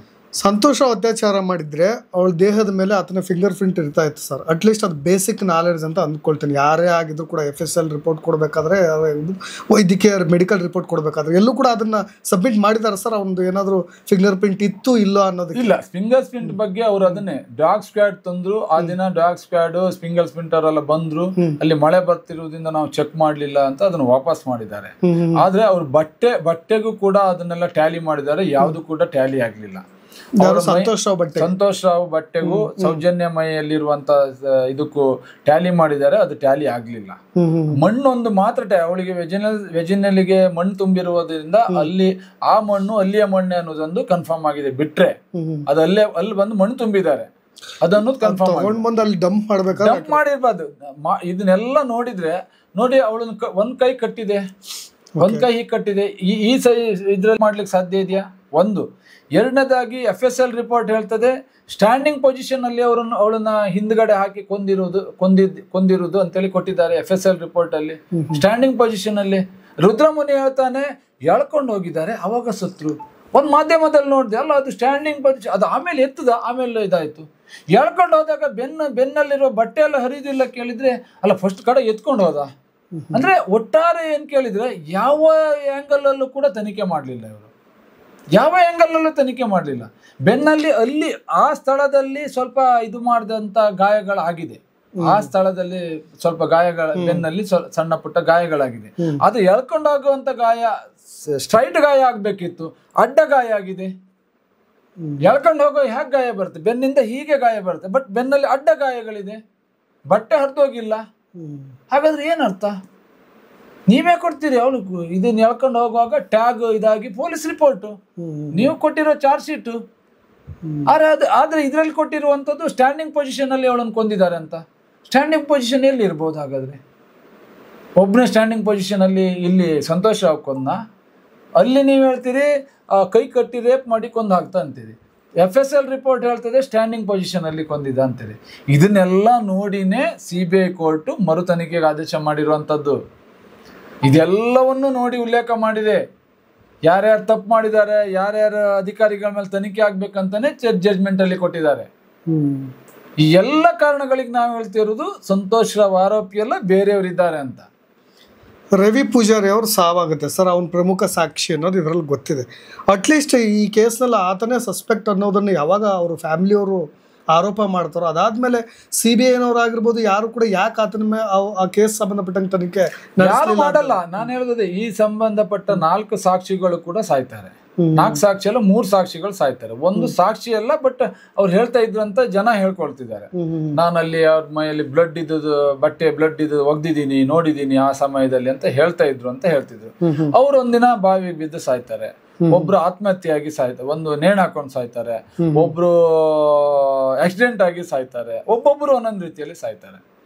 ಅದು ಯಾವಾಗ ತನಿಖೆ ಪ್ರಾರಂಭವಾಗಿ 45-50 ದಿನದಲ್ಲಿ, CBI ತನಿಖೆ ಪ್ರಾರಂಭವಾಗಿ 45-50 ದಿನದಲ್ಲಿ 4 ಜನ ಒಬ್ಬೊಬ್ಬರಾಗಿ ಪ್ರಾಣ ಕಳ್ಕೊಳ್ತಾರೆ. ಅವರು ಯಾವ ತನಿಖೆನೂ ಕೂಡ ಇವತ್ತಿನವರೆಗೆ ಆಗ್ಲಿಲ್ಲ. ಧರ್ಮಸ್ಥಳ ಗ್ರಾಮದಲ್ಲಿ ಆಗ್ತಿರುವಂತ 100 ಪ್ರಕರಣಗಳಿಗೆ ಕೂಡ ಇವತ್ತು ತನಿಖೆಗಳಿಲ್ಲ. ಈ ಎಲ್ಲ ಕಾರಣಗಳಿಗೆ ನಾವು ಹೇಳ್ತಾ ಇದ್ದೇವೆ. ಅಲ್ಲಿ ಏನೋ ಅಪರಾಧಿಗಳಿದ್ದಾರೆ, ಬಲಾಢ್ಯರಿದ್ದಾರೆ, ಅಂದ್ರೆ ಅತ್ಯಾಚಾರ ಮಾಡುವಂತ, ಕೊಲೆ ಮಾಡುವಂತ, ದರೋಡೆ ಮಾಡುವಂತ ಒಂದು ದೊಡ್ಡ ಗ್ಯಾಂಗ್ ಧರ್ಮಸ್ಥಳದಲ್ಲಿದೆ.